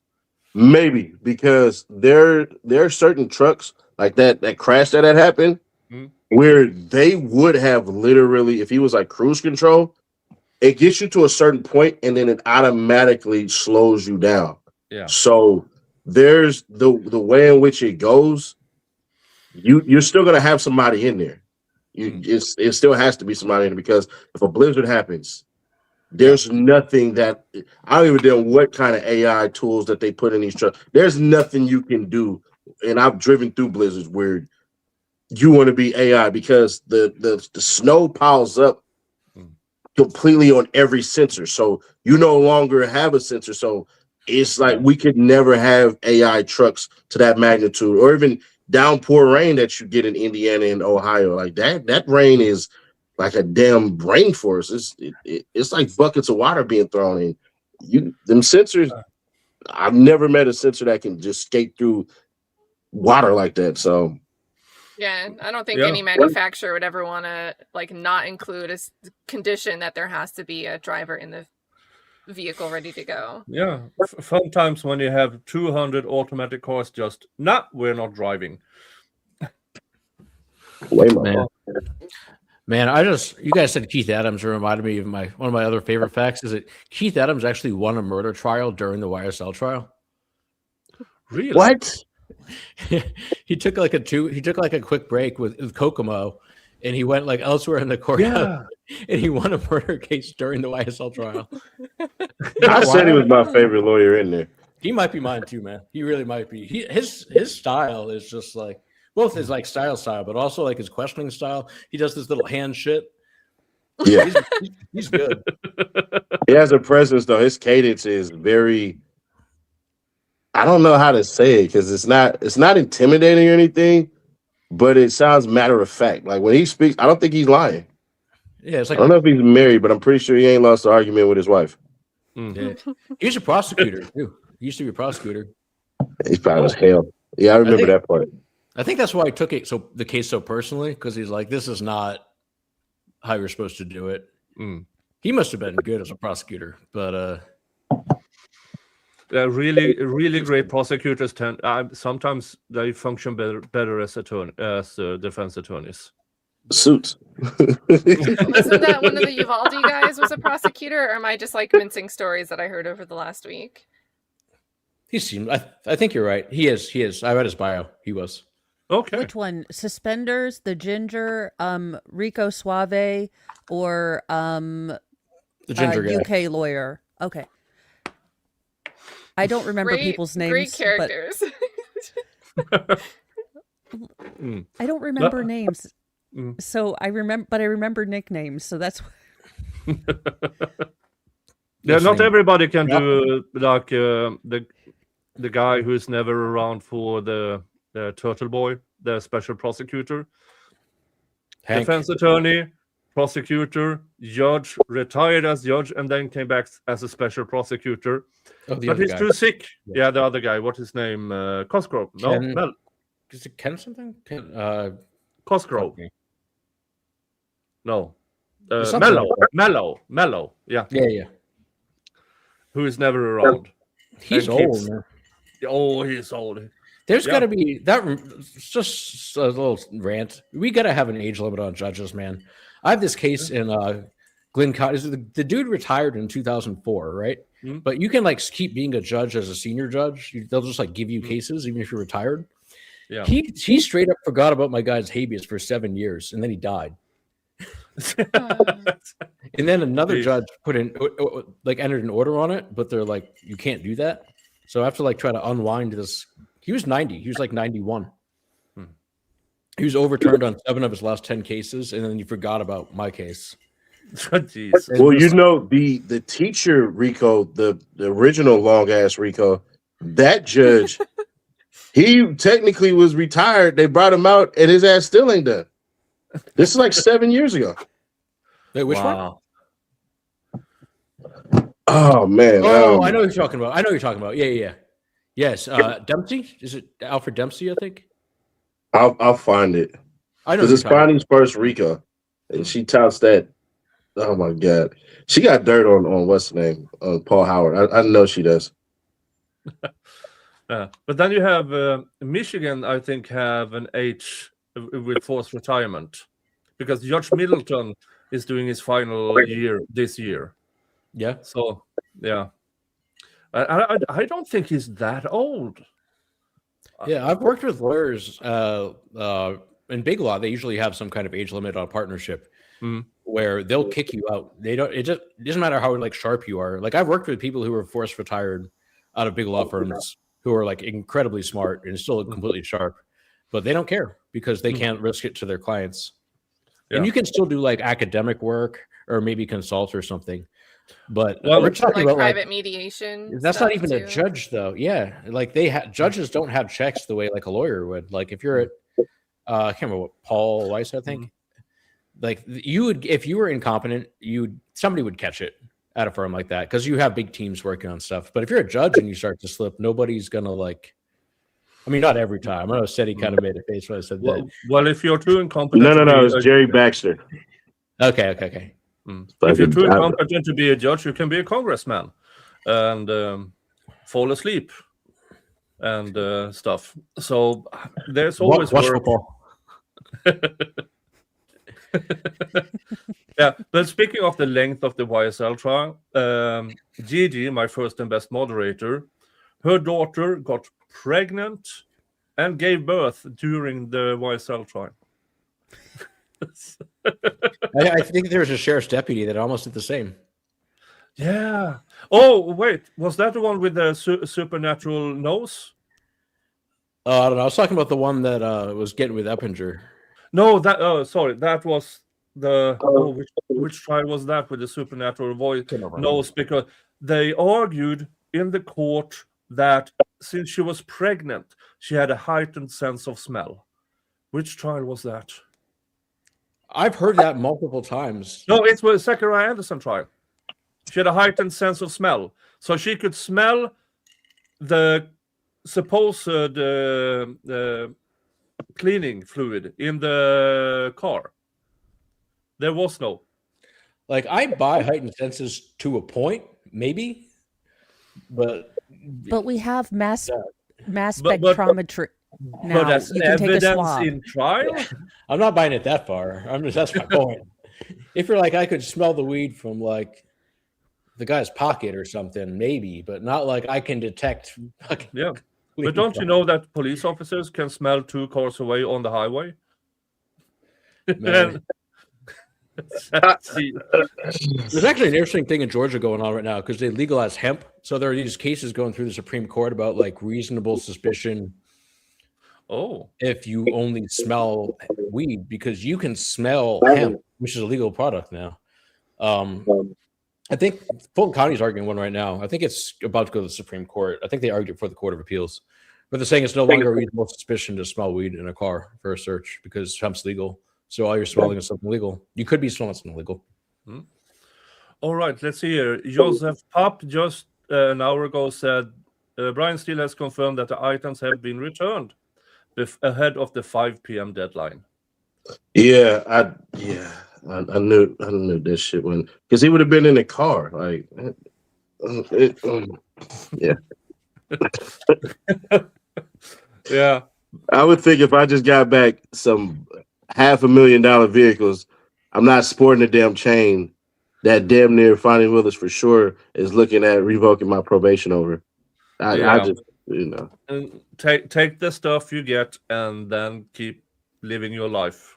Yeah, some of those cars were like leased anyway. They've already been like I think like the Lambo is already returned to the company. I assume they just like let him have the cars. But he got like he got the Corvette back, I think, and But did the Euler did he get his stuff back, or is this within this civil suit? Oh, Duke, the other guy. Yeah.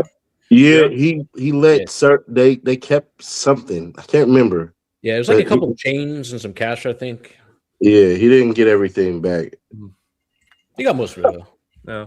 I'll keep wondering about this $149,000 if they had all the numbers. It's in cash. It's in cash. Yeah. She pulled it out of her sock. Thank you for saying sock. The sweaty $20 bills. All in ones. God, shit. Her and Glanville, nothing man. like the bra wallet, you know. Yeah, That's summer bra money. Oh man! But she did have bartenders. Yeah, she did have, speaking from experience here. Yeah, but Fanny did have to retrieve it because I have actual footage of what happened on the Aruba trip. Man, I can't even comment on this. You can't. You're gonna get me revoked. Not probation, my. Just don't wipe your nose, whatever you do. Oh. I'm gonna be thinking about that now that you said it. Yeah, now it's gonna be hard not to. I'll be sitting there with an itchy nose the whole time. But I keep wondering what made Fani Willis believe she could get away with a Ric Flair look. I mean, seriously. Wait, with what? That the Ric Flair look, the coach who had on the latest hearing. She heard Ric Flair drip, man. Future gets in your ear. Yeah. Woo! I like some of the music too. I like the music, but it was based on real life events. I know. I was. God damn, man. I almost went to St. Louis to go kick it with him because he does his little barbershops and bros shit, whatever he does. So I'm like, I should just walk in there. Because I already had one cop already get so pissed off that he definitely let his captain know when I was in Lenox Mall that we could fight. And I was like, hell yeah. I would love to. Man, some guy with cancer, he had a joke the other day. What was it? It was like listening to this. His name is some guy with cancer. I'm not calling him some guy with cancer. In that, his name is, to be clear. What did he say? Did he say like you're psychic? No, I can smell it because you're pregnant. Wasn't he like, listening to this closing argument is like more painful than having stage 4 cancer? And yeah. Wow. That sounds like something Redline would say. What was that last case? It was the Amy case. I can't even remember what case. Zachary Adams. Don't get me started on a Zachary Adams rant. That case is wild. We will be listening to a recording of Janet Britt, Dr. Katie Spirko having a conversation with Janet Britt, the wife of Terry Britt, the individual that I think is actually responsible for what happened to Holly Bobo. So I don't have a date yet for that, but that'll be interesting because I'm trying to juggle several cases and I'm like, oh, I definitely want to know about that one, but time is a thing. And I meant it. and I don't understand it or use it well. Yeah, I can relate. Yeah.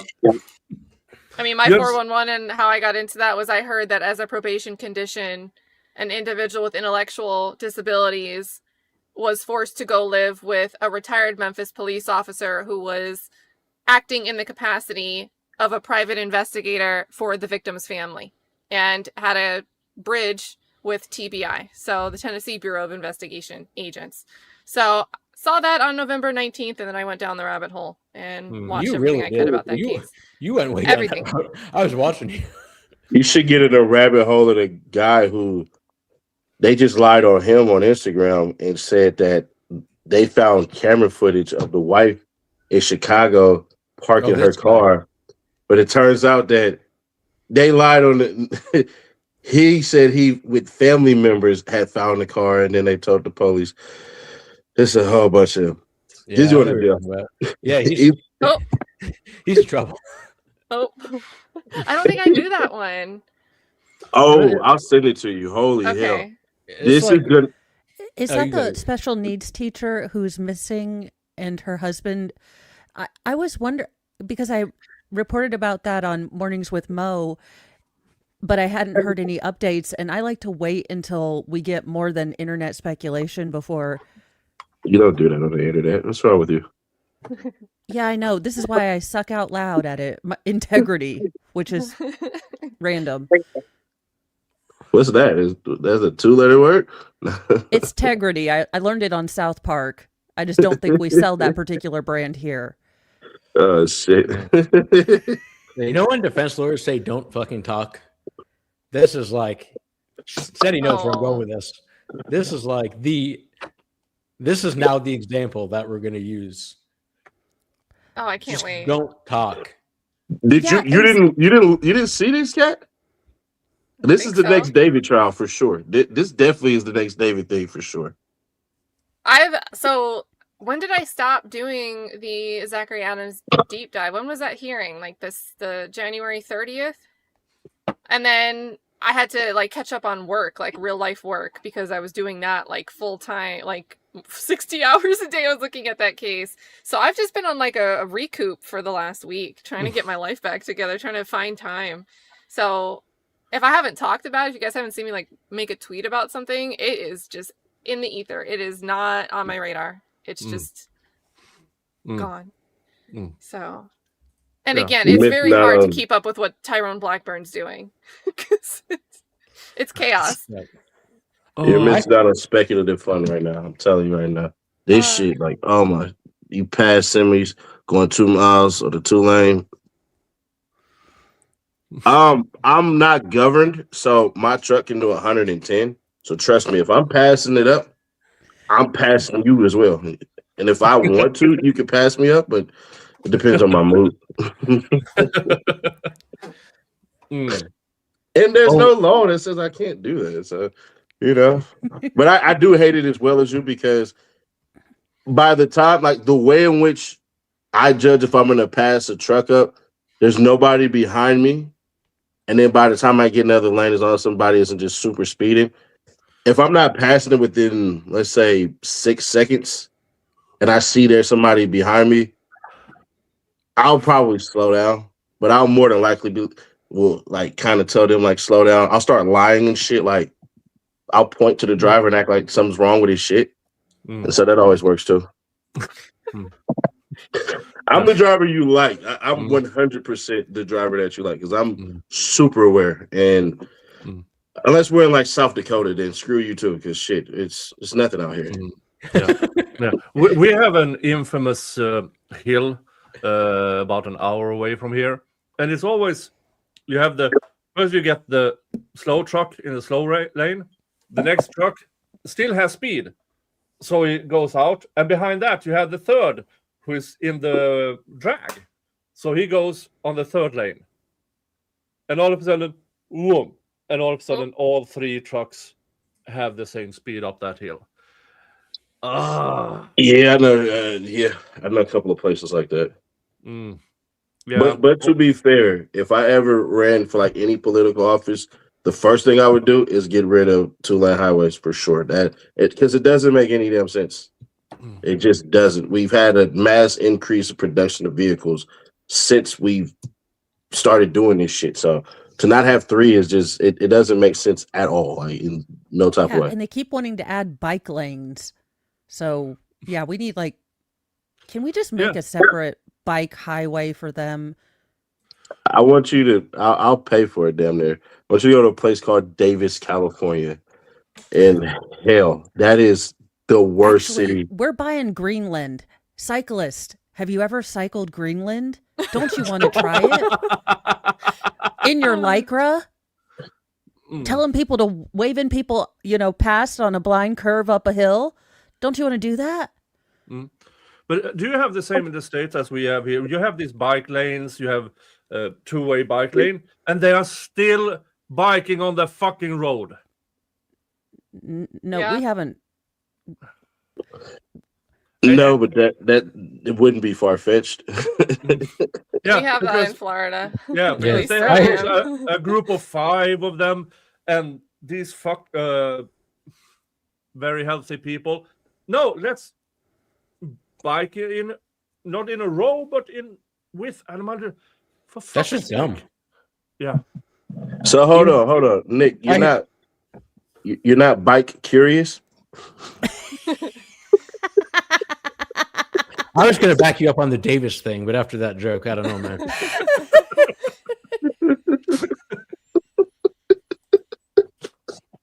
For fuck's sake. I'm just thinking of that 50 Cent meme that he made about Diddy with the bike.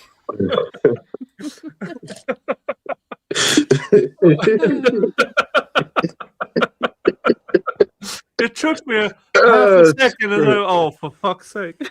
Oh, God.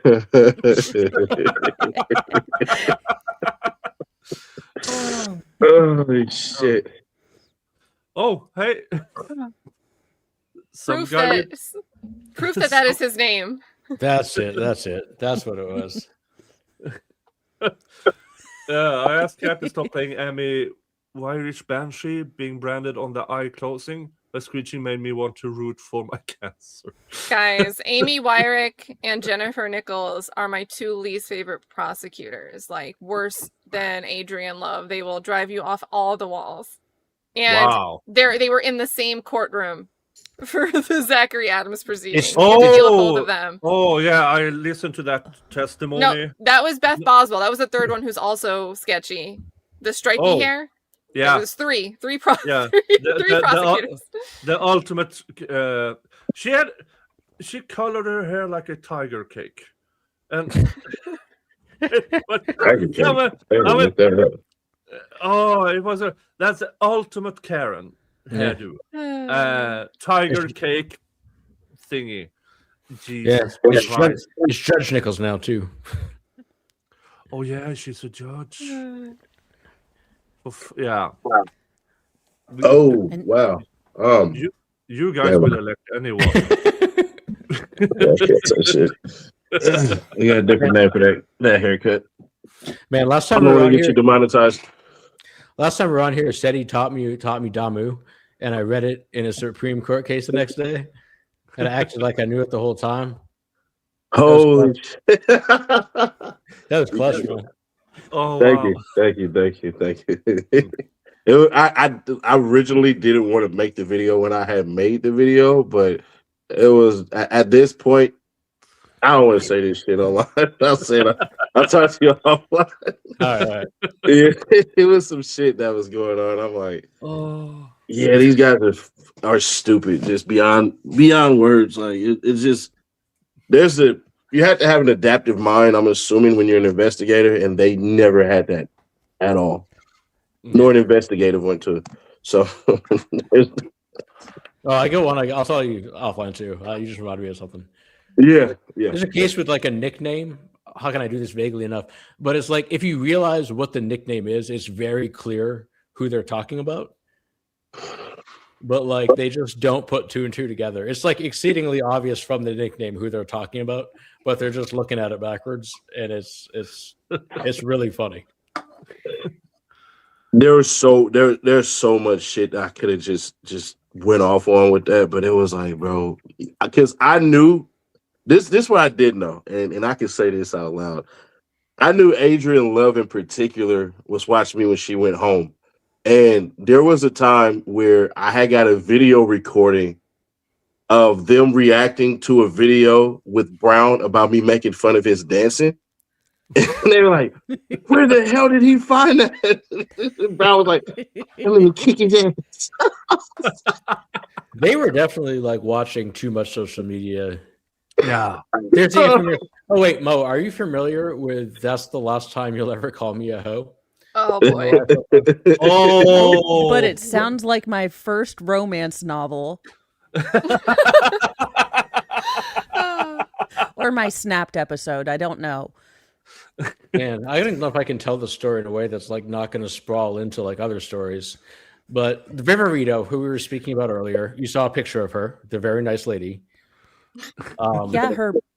She was okay. So there's a defense lawyer kind of in the case who also does a podcast, and she was only like kind of tangentially involved in the case. And I understand, I didn't see it myself, but I understand that she called the investigator a hoe. And while Viverito was on the stand, she must have been watching the stream, because she then confronted the lawyer in the hallway and said, and I quote, "That's the last time you're going to call me a hoe." And so not only was she like threatening a lawyer, but she was also admitting to watching YouTube streams about the trial while she was testifying, which you're very like much not supposed to do because, you know, obviously. And denied it at that and just said she was looking at Twitter, but who cares about past phrases that you said on them? I wish that's right. I wish that stuff like that happened when I was in the courtroom. There's another layer though too. Don't forget, because she's, you know, the prosecution's theory when confronted about that was, well, that's not actually a threat. Doug Weinstein has the famous line of, well, I've had clients prosecuted for less. Yeah. And then after after the trial ends, Fucking Doug. you guys know Young Thug, Jeffrey Williams, took a plea deal. He's on probation. And there was a petition filed to revoke his probation because allegedly users on social media, not even Jeffrey Williams, were making quote unquote direct threats about Marissa Viverito. But yet she was in the hallway saying something that I would consider to be like kind of like Threatening? provoking a fight. Yeah. Like, Well, yeah, I mean, and it's not professional. Here's the thing. Before I started Professional. watching trial, well, okay, but I was a little Pollyanna. Before I started watching trials, I assumed like the prosecutors were the good guys and like stuff and now I'm yeah. So now I'm like, wait, we're listening to a RICO trial about people talking about how wearing the same colors is a sign of being in a gang. And the prosecutors are deciding to both wear red. And look, I may be from rural Indiana, but I'm pretty sure red is a not good color. But okay. I was like, yeah, my client, one of his overt acts was wearing pants with the letters OTS on them. And somebody took a picture of him. Somebody else took a picture of him and posted the picture of his pants to Instagram. And that was an overt act in furtherance of the conspiracy. They even, the person who took the picture and posted it used a green snake emoji and a green heart emoji. So I guess that's somehow an overt act in furtherance of a conspiracy. Yeah. And if he doesn't wear pants, that's a whole other thing. oh my God. Don't Ceddy let might see him Adrian Love driving. find 4chan. Oh no, I'm fixing a thumbnail. I'm paying Oh attention. no, we were talking about people with no pants. People Oh wearing no yeah, pants. definitely. Man, Pants be listen, driving. Yeah. Jesus. And you know the funnier part about it, it was all Bible Belt. No, all Bible Belt. I've never seen any states more pro LGBTQI plus than Bible Belt states with men. I'm just gonna be honest. And pants, like pantsless driving. If I told you, you would be like, "There's no effing way." I'll just tell you this: love is love, and two bald men in a pickup truck passing you. Okay. Isn't it just exciting? All right. Mind you, this is Texarkana. This is between Arkansas and Texas. This boy, I've never been so traumatized in my life. I just was like, Were they like were they driving parallel to you, like just matching you no matter what your speed was? yeah, because the driver was doing all the work. What? How? Yes. I mean, bravo, I guess. Yeah, it's That's getting more actually you want to multitasking. see it now. I guess no man Adding that knows. to the whole Olympics. I kind of want to see this, like, not really, but like it's talent. Right? The I'm kind of physics. curious at this point now. We need a like We demonstrative. need Judson Welcher and a I'm and gonna a put can it of this blue way. paint. I'm gonna put it this way. There might be a thing that said men know other men's anatomy better than women, and I think they try to prove that day. I'll just leave it at that. I cannot believe that shit. That was almost crash worthy because you can't explain this shit to your insurance company at all. Yeah, I seen a driver playing joystick with the damn passenger, and the passenger looked like he just had a long day. He was just. But have you heard the comedian determining which gender is the most homophobic? Oh, I've Which heard that. gender? Which Yeah, gender is the most homophobic? I saw that. And he asked the audience, okay, you're a man. You go into your house and you go into your bedroom and you see your wife with another woman. Would you get over that? And yeah. Now, women, you walk into your house and you go into the bathroom and see your bedroom and see your man with another man. Now, who's the most homophobic?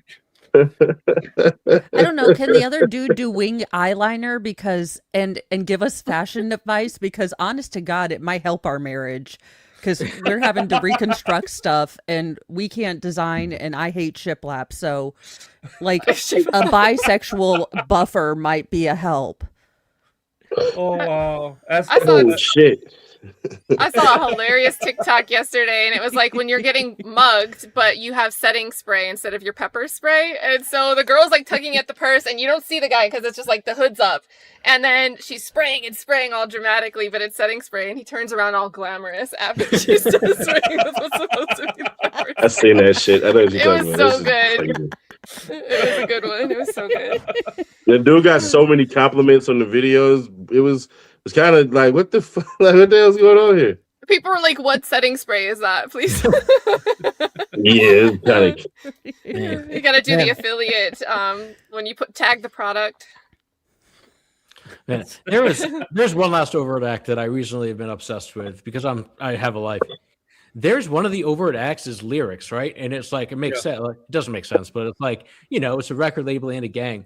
But the lyrics were YNW Melly lyrics and B Slam. So there are two people who weren't even on the indictment. It was like other people's lyrics. Yeah. It wasn't even defendants' lyrics. Oh, yeah, I remember that. Well, there were some lyrics that came true. Yeah. They said, "Take it to trial." Basically. They took up the challenge. That's my one of favorite. the main people they were trying to get out of there. He took it to trial. And he said he beat what you guys alleged, and he literally beat what you guys alleged. So shit, he was right. There's some of those dudes that took plea deals could have beaten in hindsight could have beaten their case. Yeah. All right. Yeah. If you take a deal for probation, I'm not going to say anything. But some of the dudes took like prison time. Yeah. Yeah. Well, I think a lot of people would have been at risk just for like the possession rather than like the storylines for the major charges. Yeah. So. If you want to believe that, because there were a ton of security guards who laid claim to almost every piece of artillery that was taken. But hey, backs be damned. Yeah, but we can't all be Doug, who at one point in time had 111% winning rate. Exactly. Kind of what I'm talking about. Well, for Mo, I know you didn't clarify. So there was one defendant who was charged with 9 crimes, but on one of the crimes, he got directed verdict, but then they recharged it as a lesser crime, and then he also beat that one. So he actually got 10 acquittals. He got 10 acquittals on 9 counts. So he actually won more than 100% of the charges. No, that makes. So he actually won 111% of his case. I'll tell him. I'll let him know because he should make that his next album. 111. At some point, is there a better option than like? Is there any possibility of a functional DA being voted in? Because I feel bad because no one's getting justice. No one. Yeah, talk to my partner Tiffany about this, and like Fani is doing a lot of this. Like the voters just want people locked up in Atlanta right now. Yeah, like these young dudes, like they just want Fani to lock people up, and that's what she's doing. It's like will of the people. Yeah, man. Like everything's working the way they want it to work. Like. But there's another dynamic that she tapped into that is massively underrated because it's a huge voter population, and that's the church. Yep. So the day and age, her affair and disregarding the sanctity of another marriage wouldn't. You would imagine. Like I'm a worse Christian, when she was caught lying in church on a Martin Luther King sermon and still got reelected. Holy shit, y'all. I wear Crocs into church because I'm afraid of what comes out of my mouth hole. And this woman's out here just... Ooh, I hope no one stands next to her. I mean, remember, repentance is everything. You had to repent. If you repent, you're good to go. Well, that's why I'm keeping my recovered Catholic. I'm planning on confessing deathbed. Then the catechism kids are up to get me out of purgatory. Yeah. Don't worry, my religion doesn't even believe in hell, so we're good to go. So. But as long as we all got a plan. But they broke up.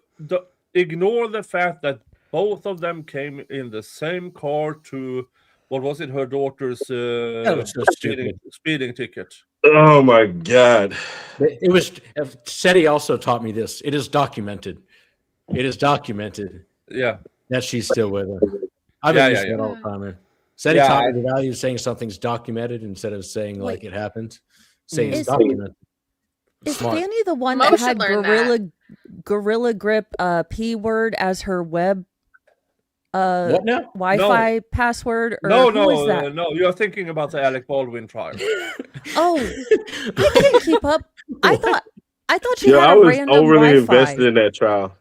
And overly fucking invested in that trial. And it wasn't doing no views anywhere. Nobody could do views on that Alec Baldwin shit. No. None whatsoever. That's crazy to me because I think anything with Alex Spiro is just hilarious. Like, he's a chaotic attorney. Like, bull in a china shop type of attorney. He very much is. So, and by the way, there might be movement in that the Elon Musk and Benjamin Brody case that where Spiro's representing. There's supposed to be a decision coming down on the appeal that's been staying that case for 2 years, where we have the hilarious Spiro and Elon Musk deposition. Where it's just Spiro and the Sandy Hook attorney, Mark Bankston, arguing back and forth for the entire time. Good God. And Elon's just drinking more and more Diet Cokes watching it. Pretty much. Oh, wow. Oh. Jesus Christ. Well, Nick, I have to jump. I am late to a birthday stream for Tape's TV, so I've got to get myself over there and wish him a happy birthday. But this has been Mo, big fan. I think we've been on panels before, but never talked about things like YSL or cases. So it's been great to talk about cases with you. And Ceddy and Jim. Sorry I came Always in good to see hot, but it's a pleasure. people annoy me. Yeah. Welcome to America, yeah. That's why I stay inside, for other people's safety. Yeah, but you say you're in Indiana. You have some of the third best laws, I would say, home wise. Definitely. A shit beating Texas, but yeah, you definitely have some great home laws there. Which yeah, but Indiana also have the Delphi trial. So. Yeah. Well, Indiana, the home of the Nazi party, and diaper Nazis not near where I live. Odinists and Well, you got the Hoosiers right now, so we'll see how that goes. Yeah. I'm proud of them. Anytime Alabama and fucking Ohio State loses, I'm great with that. I don't give a shit at this point in time. It's holy hell. I'm not a sports ball person, so yay. No, they just look at it as two Goliaths getting knocked out, and we'll leave it at that. Yeah, that works. And they come from your state, so the Hoosiers. You know about the Hoosiers. What the hell? You got a whole basketball movie. Yeah, I know, I do, but I managed, like, I've never seen an entire episode of the Kardashians. I was marked safe from sports. Me either. I've never seen an episode of Kardashians. I'm pretty sure Nick can tell us all about them, but doesn't want to send any season 18 spoilers. Well, he doesn't want to tell us he only watched them for Kendall Jenner. Who? Caitlyn Jenner. I can't keep the Jenners all together. Oh, shit. Is that the one with or without surgery, or with or without a law degree? No, that's the one with surgery. He is a she, and she is a symbolism of how great men can become when we put anything that we want to our minds. Like, he was an Olympic athlete who won gold, turned into a woman and won Woman of the Year. You can't beat that. And he excelled at learning how to female drive because he killed someone driving. So he was best at female driving off the bat. Jesus Christ.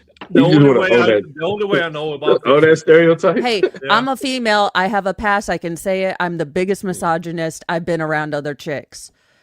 Yeah, I only know about that because Ricky Gervais said it in one of his the award ceremonies, and it was hilarious, which is why I stole it. It definitely was. And what is the other guy? The one guy who just did it. He at the ESPYs. Holy shit! That was it. Bert?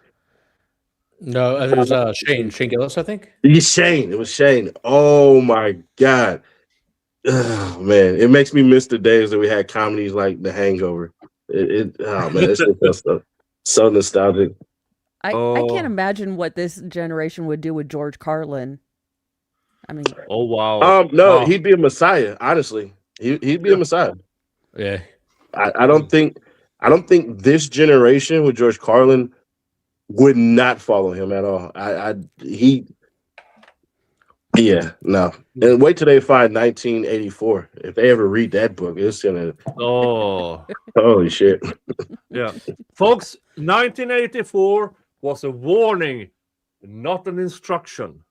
Okay. No. Is a warning. It's not was, because you're seeing this shit in real time right now. Yeah. That double speak shit. Yeah. Holy fuck! I've never paid so much more attention to words and details in my life, and I know how to read. Yeah. Well, yeah. Okay, I looked up something. Somebody asked me earlier about how long the longest person's been in Rice Street. So a lot of them are like mental health cases where they're just not competent and they're not actually at Rice Street. They're at like a health facility. But there's one, Jordan Jones. She's been in jail since November 9th of 2019. And she's still awaiting her first trial, I think, because they have an appeal going to the Supreme Court right now. So she's been in jail for like coming up on 7 years. Oh, like YNW Melly. No, because I don't think she's accused of double murder in a mistrial. But Melly has been in jail now for almost 7 years. Yeah. Yeah. Oh shit. Are you going to cover that one? Was that once it? But the trial isn't set for 2027. No. But are you going to cover it? Because try to be first. Try to literally. I'm going to give you a gem. Try to be first on that. And I've done. I did a stream not that long ago. Let's see how it did. No, drop a video and then tell them to tune in. Drop an 8-minute video. Tell them to tune into the stream. That's the route in which you have to go. Because if you don't do that, if you don't do that, the whole reset to fake stream shit, it's not going to kick in until 2028 when the technical stream wars will happen and YouTube will start trying to integrate with who the F is it? With Prime, I believe it is. So it's gonna be a whole bunch of shit where they're gonna try to get onto a streaming service, and then you'll see Kick kind of pull up to Netflix or something like that, because that's what eventually was gonna happen. Is Google is powerful, but they're gonna have to buy somebody. Yeah, and they're not smart enough to do that. Yeah. Now I've been trying on a few occasions to do the short 8-minute and then stream, and I've been doing good at it, or decent at least. With the short, hard man, 8-minute and then the stream. Make ChatGPT your friend. Find 3 similar channels that are doing something similar to which. Have them craft your titles based off of those, and then go about it in which that way, and then mentally study it to the point where you'll start to see a pattern. Because everything, I mean, granted, the lawyer stuff works in a certain degree, but on YouTube, you're a scientist, regardless if you know it or not. Like everything about this shit is pure science, and you'll never figure it out, which is the best part about it, unless you are stale. I agree. But now, for those who don't know, I only work 75% nowadays, which gives me more time to actually go into stuff. And I try to use it both as covering trials without burning out, but also how to optimize. I need to learn that thing, because I'm doing this for 3 years. I have now over 20,000 subscribers, but my channel is a 5,000 subscriber channel when it comes to views. That's fine. You need interactive. You have to state an opinion rather than give one. So the open-ended shit, no, invite conflict. Invite people in to have a discourse, and then if you feel that you're wrong in certain ways, explain how you got there, and people will accept it every single time. Yeah. It's like with the Granville shit, for prime example, I had half the internet that supported me was like, they always thought I was bought off by Fani Willis, which makes no sense because I actively could have gotten her out of here because I watched Mae Whitman get her ass destroyed by Jerry Brown in California. I knew exactly the right commercial to run, but certain people wanted to play politics, which they don't know shit about. But we won't get into these hackneyed individuals. But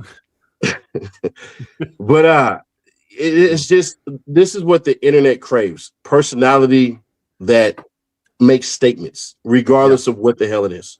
Yeah. Because you're not knowing this, but somebody just taught me this shit today. You're an influencer, but an influencer doesn't stand for shit, won't give you anything. No, that's true. And then you're a man, so automatically half the time you're wrong. Shout out to the women.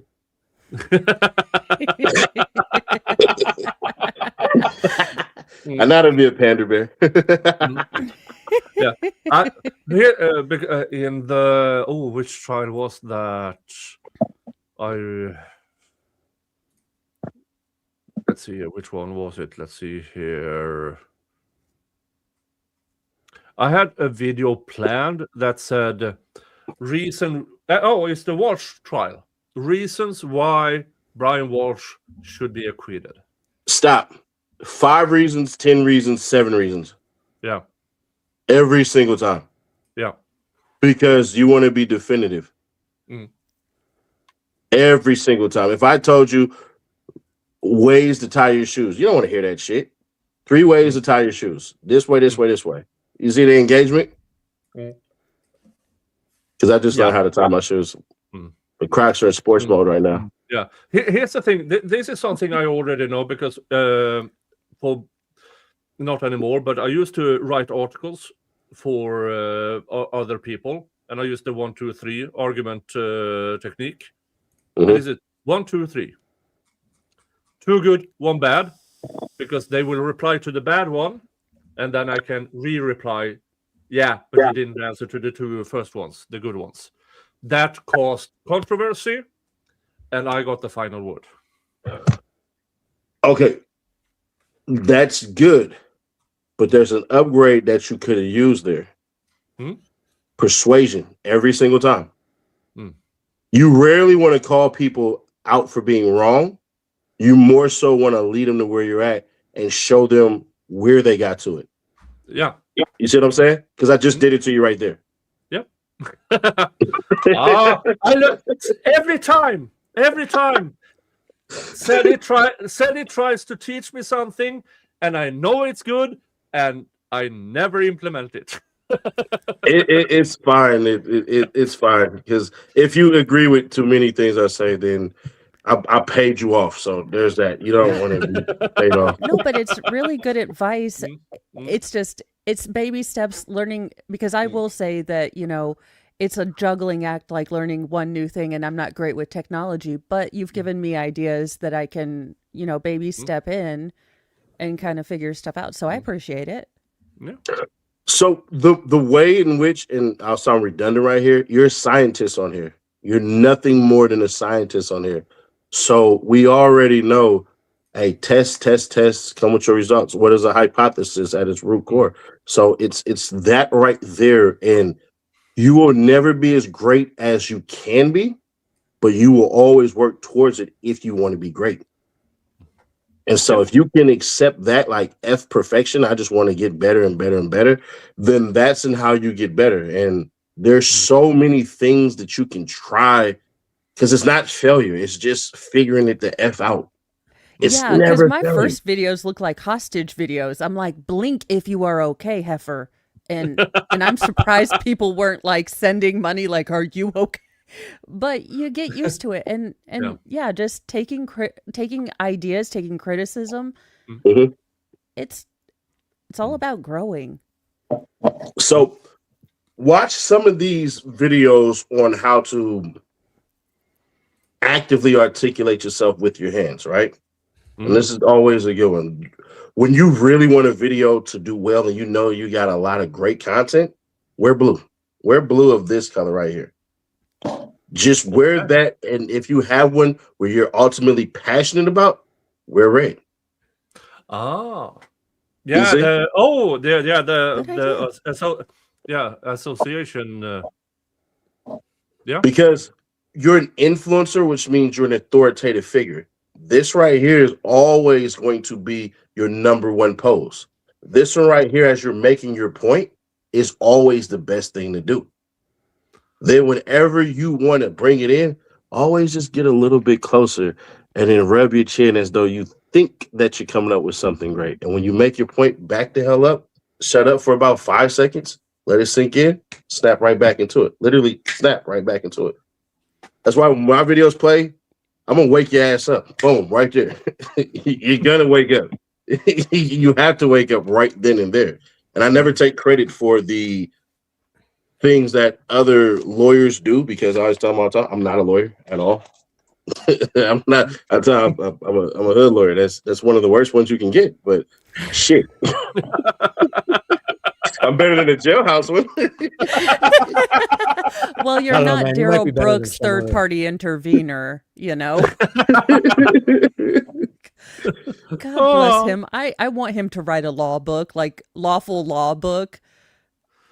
The Tackett argument. Whoever told him how to say that correctly, I want to file a lawsuit against them. That was the funniest shit of that entire trial. Him saying Tackett agreement, like he knew what he was talking. Tackett agreement, not tacit. Yeah, not tacit. It was Tackett agreement. Yeah, you tack it on. You have the agreement, then you tack on another one. Well, because that trial was really big around Halloween, and I was gonna have, because he always said like sub-stain or sub-penis, which I thought was hysterical. So I was gonna dress up my husband as a sub, and I was just gonna wear a shirt with a stain. But I realized that, and then, or I was gonna be the sub, and he could be the penis, and then, but no one else got it, and. Look, this is what it's like to be married. But that's where it's fun at, because you lead them to it. Yeah. Lead them to it. Just lead them to it. Like my thumbnails right now, I BS you not. I put 10 hidden details in every thumbnail right now. Just in case you want to have fun. Well, what the? Whoa, hold on. Wait. Time out. This is pretty interesting. But that's out of me, because I'm huge in the Sherlock Holmes, so I like to pick up on things, but draw your personality into certain shit. You can tell people to joke. Fuck it. Why not? Oh, yeah, that's kind of what I do in the mornings. I just, look, this is my thing to get out of my head. Most morning show I will never miss, because she finds shit on the internet that nobody else does. But you have a voice. You literally have the morning voice. I BS you not. If you probably incorporated weather, I swear to God, I think that would work out in your favor in such a way that you probably wouldn't even know it. Like, if you can incorporate your voice, I guarantee if you, hey, it is raining, like cats, whatever the hell, just a quick 1 minute weather report, just go on whatever the hell and talk about the major states. Look at your demographic and go about it there. Like, hell yeah. Yeah, I'm getting better. I have good days and bad days, and a lot of my mental focus and output is really kind of either all the way on or all the way off. So I'm trying to take advantage of those good days to work on ideas, because I'm more of an impulsive person. So I'm trying to step back and make ideas. And no, plans. Impulsive means action, though, so there's nothing wrong with that. There's zero wrong with that. And then really, you're not having bad days, you're having days of misdirection. You just didn't figure it out. That's all that is. Well, no, I have a condition in one of my legs that is really painful, so I have like good pain days and bad pain days. So it's hard to maintain productive, like forward momentum when I'll have like really good days and then I'll have a couple days where I can't do anything. So it's just being okay with that and going with the flow and having backups. So film 10 different videos, explain to people what's going on for that day, and they'll accept it. Yeah, that's why because my viewers, I'll tell them it's a squirrely day. They know I'm going to be more tangenty. So that's how I usually do that. But I do let people know because it is kind of noticeable. Film your contingencies already. Yeah. 10 different things and shit. Do it that way because people love to understand, but you have to tell them. It's not everybody else that can tell them. It's really you. Yeah, but I also understand and respect that there were content creators that I would watch to not think about what I was thinking about or what I was going through. So I'm an escape. Like, you come to me because you want to have fun. And so I get that. And so, you know, I'll let them know that it's a squirrely day, but you come to me for escape. I'm not I'm not like Hollywood. I'm not going to add the message to everything. I want to have fun because it helps me get out of my own head. So, but here's the thing, and I'll share with you a story of Denzel Washington and Steve Harvey, and I think you'll understand this far better with this illustration painted. There was a time where Steve Harvey and Denzel Washington had went out to dinner, right? And they had met a fan of both of their crafts, right? The guy meets Denzel and fan out. Denzel, oh my God, man, it's a pleasure to meet you, man. How you, man? All this stuff. Turns to Steve Harvey and goes, hey, Steve, how's it going? How's the family going? And then goes on his merry own way. Steve Harvey goes, man, what the F, bro? Like, what the hell? Denzel Washington turns back into him. He says, they got to get dressed up to see me. They're familiar with you every single day. So you have a familiarity where they would love to know what's going on with you. So that way they know, oh shit, because you may not know this, but there's somebody out there who's not going through what you're going through physically, but similarly. So it all works itself out. It makes you human. Also, this is my escape as well. I am planning a channel eventually to talk because my condition's pretty rare and not a lot of people talk about it, but this is also my escape. So it's just getting there. And, you know, having 6 children, I kind of get sidetracked sometimes because they need to be fed and laundry. Mostly laundry and feeding them. But see, that right there, that makes you human. So that brings an element of wanting to understand. You just have to give them understanding. Yeah, and it's just being comfortable with it because it's taken a long time for me to be comfortable with it. Can you smile and wave? Yeah. If you can smile and wave, the next thing you can do is explain, and they'll appreciate you, guaranteed. Yeah. It's just, again, it's just one of those things that I got to get more comfortable with. You'll do it. You'll do it. Trust me. When you see a workout, you'll be like, holy shit, I should have did this before. I guarantee you success with this. And I'm not a salesman. Thank you. Yeah, my husband's like, please make money so I can retire. And I was like, oh, sweetheart, you saw the ride and bought the ticket. You knew there was no money here. Just look at him. I'm Michael Jordan.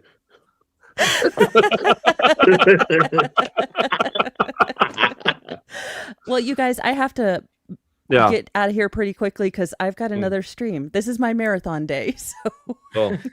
Oh man, I got a marathon t-shirt then.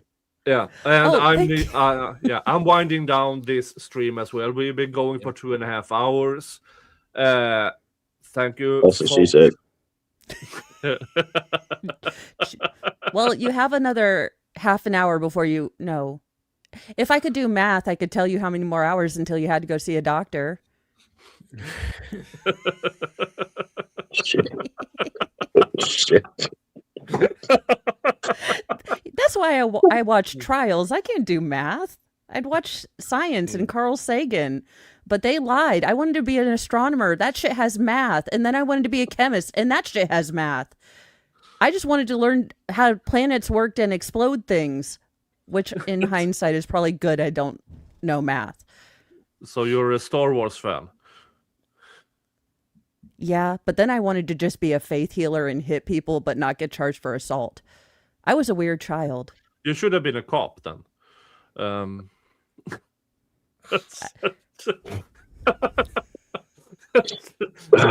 Well, apparently I don't have to be good at my job. That's so much shit. There's so much shit. Folks, Jim, what do you have going on? Another drink as soon as this wraps up. No, I don't know. What else? Just still waiting on. I mean, I have other cases. Moontoon, just waiting on the appeal to come down. Hopefully soon, maybe like a month or so, probably. But nice. Yeah, nothing new, really. Jim, if you need me, just let me know. I'm not a paralegal or anything, but I'm pretty all right. Yeah, I know that. Man, that didn't come off the way I meant it, but you know what I mean. No, it's no, because what it is, it's like a circle acceptance, because like lawyers know this shit, but regular people don't know this shit. So it's like we'll talk, because yeah. Ceddy, what do you have going on your channel? On my channel? Yeah. Nothing exciting. It's the real life shit. I just negotiated. I have 2 yards. I have a really big house. I just negotiated. Man, my rabbi would be fucking proud of me right now. I can't wait for synagogue on Sunday.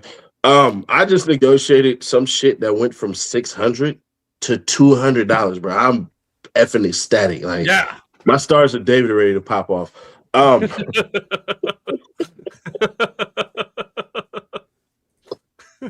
I have so many bad jokes I can't tell. I know, because man, holy shit.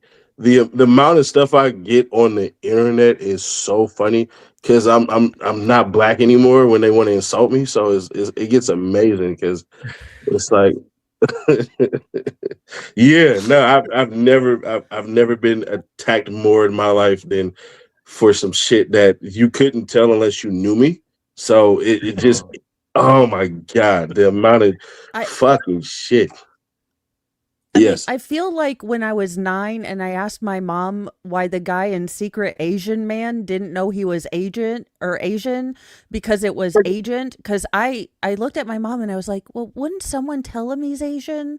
Or like, doesn't he have a mirror? This has nothing to do with what you see pigment wise. It's more so second pigment wise. And when they find that shit out, it's like, oh. What happened to that content of character thing? Because I think you're pretty okay. Thank you. Don't tell Kanye West. Well, I don't speak to him regularly.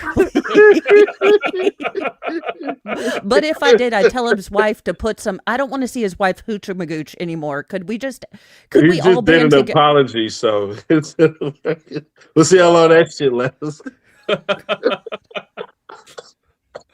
Young Thug was there. So. Did he at least eat some brisket or something? Drink some Manischewitz? Like anything? Oh my God. Oh shit. That's gonna come back to hunt. That's gonna hunt Nick. It's not gonna hunt me, because I'm already fucked. Oh shit. I'm just not. Yeah, they don't make. Yeah, let me stop while I'm ahead, because oh my God. Holy shit. Because I'm already screwed. We get to speak the Hebrew in this bitch. That'd be even worse.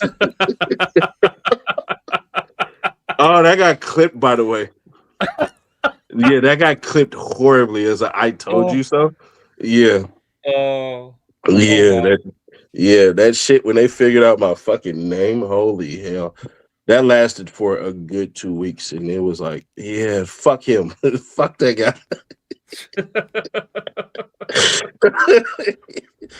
Oh, shit. Yeah. They're like, no wonder he's so good at this shit. Poor Rachel. Fucking Rachel. Oh my God, she had to deal with this shit. Oh, wow. have got off the internet up for that shit. It's just like, what the fuck? Like, why are you cussing them out? You shouldn't be saying these things. Oh my god. Oh. Fucking god. Oh shit. Yeah, that's some of the best times ever. You're a what? Burn him. Burn him. I have a Spaceballs line, but I'll just leave it at that. Yeah, no, it gets horrible. Oh my god. And I started like posting because nobody believed me. And then it's like, bro, you go to my inbox and you can just see every hateful joke thing. Yeah, but Ethiopia has a rich history of having like one of the first. Okay, never mind. This is a different stream. But I'm just like, if I in rural Indiana can learn about this. Okay, never mind. That requires logic and motivation to be better. We were past that. Pragmatism has escaped a long time ago, especially yeah. Well, I have to get out of here, guys, but thank you so much for having me on, Nick. It was nice to meet you. I think I've been on a panel with you, Ceddy, before. Probably so. We're everywhere. I don't remember. According to media. Nice to meet you, Jim. Sorry I have to run. And me and Mo will be back on Monday with the Uvalde police officer trial, which is a clusterfuck. Have your emotional support snacks ready. Let me know because I could throw it on my clips channel and then just criticize shit. Fuck it. It's worth criticism. Yeah. No. Trust me. The way in which I'll set it up, I'll purposely leave out shit so you can just go ahead and be like, he's not a real lawyer. This is actually like the Uvalde school shooting police officer trial. Oh yeah, I seen that. They almost just violate it the fuck out. Yeah. But the judge, because Texas has the Morton law, which is an extension of the Brady violation statute. Wait. Run that back again. The Morton law? Yeah. In Texas, you have the Morton law, which goes back to 1986, and Michael Morton, who was convicted of murdering his wife. He spent 25 years in prison when it was discovered that the prosecution had not disclosed 2 witnesses who saw the actual killer to the defense, which was a neighbor and their 3-year-old son. So he was convicted of killing his wife. And then, so that became the Morton law, which by law in Texas, you have to disclose these testimonies, new information from the prosecution to opposing counsel. And the remedy is if you don't honor a mistrial, you more or less have to exclude the testimony from that witness whose testimony was not disclosed beforehand to the That's fascinating. Yeah. Well, Texas is a shithole anyway, so there's that. Yeah, and I've been covering trials from Texas, and this is the first I've heard of it. So yeah, that is fascinating. Holy shit. So the Michael Morton from 1986. And he spent 25 years in prison, and then they found the actual killer. Yeah, they found the guy. They know who did it. It's insanity the way the prosecution handled the Morton case. So Texas actually made a law. They didn't go by the Brady, which is the case law and statute. Now we're having a law instead. So I seen the opening statement in the openings, pardon me, and I'm gonna be honest, fucking shit. The defense, holy hell. Yeah. I said, who the hell are these guys? Like, this is pretty, because I never knew about the crashed into the car, all of this stuff, and Yeah. the normal sees that, like, that's psychology right there. Yeah. And we Jim, still would you have haven't open heard, with that? yeah, we still haven't heard from the prosecution what Here's the answer for you. I mean, it's a fustercluck of a trial where the prosecution, because this guy, the school resource officer, he wasn't a resource officer of that school. He was a resource officer of a high school nearby. And they are charging him for neglect and failure to act. Yeah, failure to act. Yeah. But only between when he stopped his car, the squad car, at site, until the shooter entered the building, which is about a minute and a half. The entirety of the state's case is what happened later, all the dead kids. And today, apparently, they had a parent of one of the killed kids on the stand, describing to the court that she wished she would have brought the kid home after one of the events, one of the end of school year events, because if she did, the kid would have survived. Who the fuck put up a parent on the stand to say those things? So, as Mo said in one of our streams, was the prosecution is flinging dead children around to make political points. It's horrific. Absolutely horrific. To be fair, that's pretty American. So shit. Yeah. I don't know how y'all do it over there, but in America, that's exactly how you do it. Yeah. Jim, go ahead. Yeah, you're not wrong. I mean, they know what they're doing. I mean, they don't know exactly what they're doing, but they're just trying to. I mean, Nick knows this too. But they're just trying to get people riled up. You want to punish somebody. Yeah. And this is the best look, they can do. There's the defendant, who is the one guy who happened to be first on scene. Never mind the 400 police officers on site that waited for over an hour. Yeah, it's not fun. Yeah. But me and Mo are covering it. I'm doing the morning session. Mo is doing the afternoon session, and we co-host the trial. Yeah, piggyback. That's the better way to say it. Yeah. Yeah, because dual streaming never works. You only unless you guys are arguing, you have to come from opposing sides. Nobody wants two people getting along. It never works itself out. Yeah, but since we're not, then we're doing on my channel on the morning, on her channel on the afternoon. Can you pull something up? I hate to interrupt you like that, but I think this will help you out. It will help us out because Katt ran from this, and he's a Buffalo. Oh, that's the Chicago Cubs. Can you pull this up? I just sent to your inbox. I really want to ask Jim about this. To be fair. Okay. Oh, sorry. No, this one. Yeah. You play lawyer, I play prosecutor. I only watched like the first 5 seconds because it was enough. Oh shit. Thankful for everyone helping, support to find my wife is great.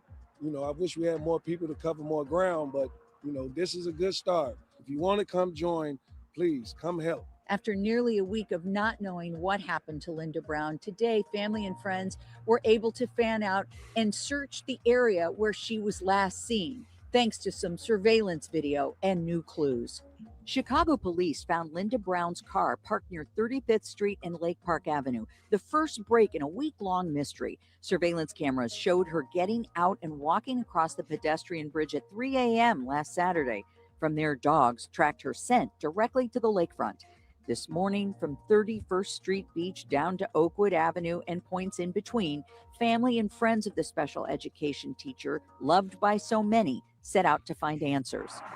people are still holding out hope. I know it doesn't look good, so I just thought that it would be important to come out here.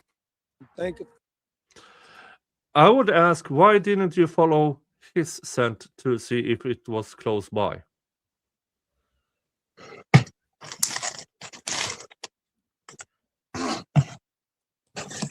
Any other comments? Jim, go ahead. I know you have like 10 things to get off your chest. Yeah, I mean, just generally, like, don't talk. Like, if you're, at least talk to a lawyer first before you talk. Yeah, because it's just you're making yourself. Here's what's going to happen. Here's what's going to happen. The police are going to find something that is inconsistent with the story, and everything he said is going to be incriminating. It's like, why did you say this thing that's untrue? And it's just going to look, especially if you play the interview in front of a jury. And I don't like judge people for how they react to traumatic things, because I think some people react differently than others. But in practice, you should try to look a little sad.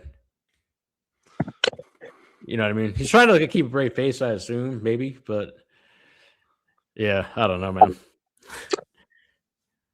Well, I want to hear what Ceddy thinks. Okay, so generally, right? If I'm going to say something in which I agree, my chin tends to go up and down. If I say something I don't agree, then my neck is going to go left to right. So if I say I did not murder my wife, she was in that car. Oh. This is why this is. So there are so many subtle cues in what he's saying that it's like, bruh, do you realize subconsciously you are contradicting what? Play that again without the volume, if you can, please. S'il vous plaît. I don't want people to watch his head movements, and this shit will blow your mind. Can you make it bigger? He doesn't believe a thing that he's saying. Every movement about his head was no. It's hard to fake that in real time with pressure among you. That is just. Go ahead, please. Yeah, I hear. Yeah. Try to use my evil powers for good. Yeah. My immediate reaction was, yeah, they should not only search for her scent, check if his scent is there as well. But yeah, just saying. But then statistically and everything, and yeah. And hello Raiders. Hey, folks. Hello, Raiders. Hella's a California word for sure. Don't you know that? You come to especially on Northern California, you're going to hear hella as a greeting. Yeah, but hella is also excited utterance. She's the Australian that I think you've met her on one of my panels. She is now doing a lot of coverage on the Lauren Mathias controversy from Hidden True Crime, if you heard about that. The Hidden True Crime not, but educate me like I'm 4 on this one. Lauren Mathias and her husband John Mathias run the channel Hidden True Crime. They have just over 300,000 subscribers. They are quite successful. She started about 6 months ago to sue people in order to send out all of these cease and desist letters. Do not disclose text messages. So instead of what happened back in April, just go out and say, I'm sorry, lapse of judgment, I shouldn't have. She tried then to hide it, and we all know about the Streisand effect. If you try to hide something, we want to know what it is. And it turns out that she has been talking smack about coworkers. Oh, as one does. Yeah, she has had families of victims on her channel who she talked shit about behind their backs. So those text messages are quite inflammatory. So she's been doing a lot to try to keep people from discussing it. And Hella, Excited Utterance, has been a champion in finding them. So for the past 2 months, she's been, hey, look at what this broad said. And it is real. And there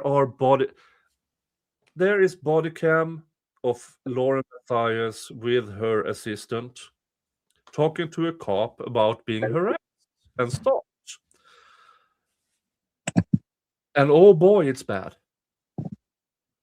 Oh, it's really bad. Okay, so what is like the actual lawsuit or lawsuits? Stalking. She got a stalking injunction against a former friend and employee. Oh, okay. Yeah, and then she has sent out a number of cease and desist letters and copyright claims. How old is this? It started in April last year. Okay. Yeah. So it has a few months on it. Fortunately, unfortunately, our Supreme Court has been very inactive on shit, but the things that they are active on is. Oh, yeah, I can't wait to see who the next president is. Holy shit! So apparently, now Hella has found texts from Lauren Mathias where she bad talks Andrea Burkhardt. That's a really bad idea. Yeah, she's crazy. I love her, but I'm a little scared of her too. Yeah, Andrea Burkhardt is scary good. She's scary good. Speaking of scary good, it was interesting that you had brought up Duke because his lawyer was Ashley Merchant. Okay. Which, if I got fucking Wonder Woman and Superwoman combined into one person, I'm not gonna let you keep a penny. I'm just not. And I love Ashley Merchant as much as her husband, so I can say that. Oh, Jim, imagine Andrea Burkhardt and Ashley Merchant doing a collab. That'd be fun. Oh, that would be fun. Oh, that would be fun. For you who don't know, Ashley Merchant, I believe, for the general public, is more known because she was involved in the Trump case. Yeah. In Georgia. She didn't represent Trump. She represented a co-defendant. And she murdered in Minecraft Fani Willis. Absolutely destroyed her. And she's also Ashley Merchant is the person in the YSL trial who went up to speak against judge when Brian Steele got the civil/criminal thing against him. That's Ashley Merchant. Who is the other guy? Not McDermott. No, McDermott. Joel McDermott. He's also really good. Yeah, he won the. He's won a couple of trials this year. No, Ashley. Shit! Damn it! Shit. You put me up. You connect me with this myth. Yeah, Ashley Merchant is also one of these that. Oh, I don't want her. But you gotta know she took on a judge. Yeah. After he sent somebody and beat his ass. Yeah. Yep. Like that's her real claim to fame is she'll back down this shit. Like her husband is the luckiest guy on earth. Probably not, but still. Yeah, he's good too. No, he is. He's dope as shit. I don't want to not give him his credit for sure because I'm pretty sure he hates me, but for jealousy purposes. Bro, I respect you too much to fuck off your marriage. Like I would never hit on your wife. I just adore your wife. Shit for different reasons. Like it's cool, bro. You ain't gotta worry about me. You don't have to threaten me. Like I don't have an email from you saying back off. But still, I like your wife. What did you pick her for? I picked her for a different reason. I mean, I remember when because the camera views in Glanville's courtroom was interesting because once he got up to the stand and started talking, it was chest camera. Yeah, that military shit flew out the window, didn't it? Out of all the people, it was Doug. And you wanna know what was sucked about that whole entire shit with Glanville? Is I was right. Me and Glanville were right. Yeah. Oh. I almost fucked off my own coterie. Like every lawyer that was talking to me that was cool with me at that point in time, they almost all quit. I wasn't paying them shit, but still, they almost all quit. They're like, you don't know what the fuck you're talking about. You're not a real lawyer. This is my bar card. Fuck you. I'm like, bro, like the law says this. The law said this. I wasn't wrong. I wasn't fucking wrong. Oh, I wish I could. I swear to God, I wish I could tell you the lawyers who were so pissed that I was taking Glanville's side in that shit. Like, I had to wait 10 years to disclose this shit, but oh my gosh, I almost lost. Like, I probably say like 20,000 views per video just based off me saying Glanville isn't wrong. Well, not in the civil / criminal thing. Which was it? With you, you agreed with Glanville. I remember. You want me to run it through real quick? Yeah, please do. Okay, Jim, are you familiar with this or not?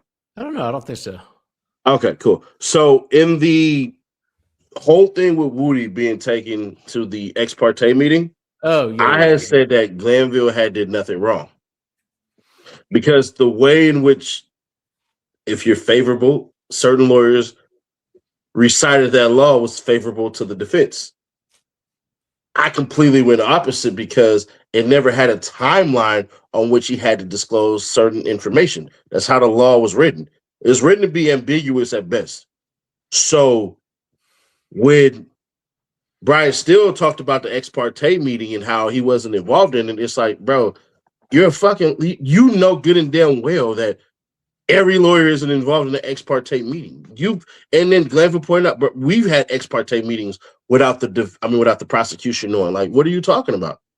So I believed, and correctly so, it was a strategical, standpoint on it. Like, bro, Brian, so you've had ex parte meetings without the prosecution being aware of it, and that doesn't have to come out to light till way later. But it's only when it doesn't benefit you that you feel like it's a problem because you believe that Kenneth Xavier Copeland may or may not, you don't know because he doesn't like you as well, how he was able to come on the stand after saying, I'm going to plead the fifth and go to jail forever. So when I took Glanville's side on it and I was saying, rightfully so, Glanville did nothing wrong. Oh my God, I was a villain. It was get off. Glanville, you guys smoke. I don't even smoke, bro. Like, a true Jew doesn't smoke. What the fuck are you talking about? We don't smoke. So it was like, no. Right. Go ahead. And what got Glanville out was the fact that he did the civil / criminal contempt.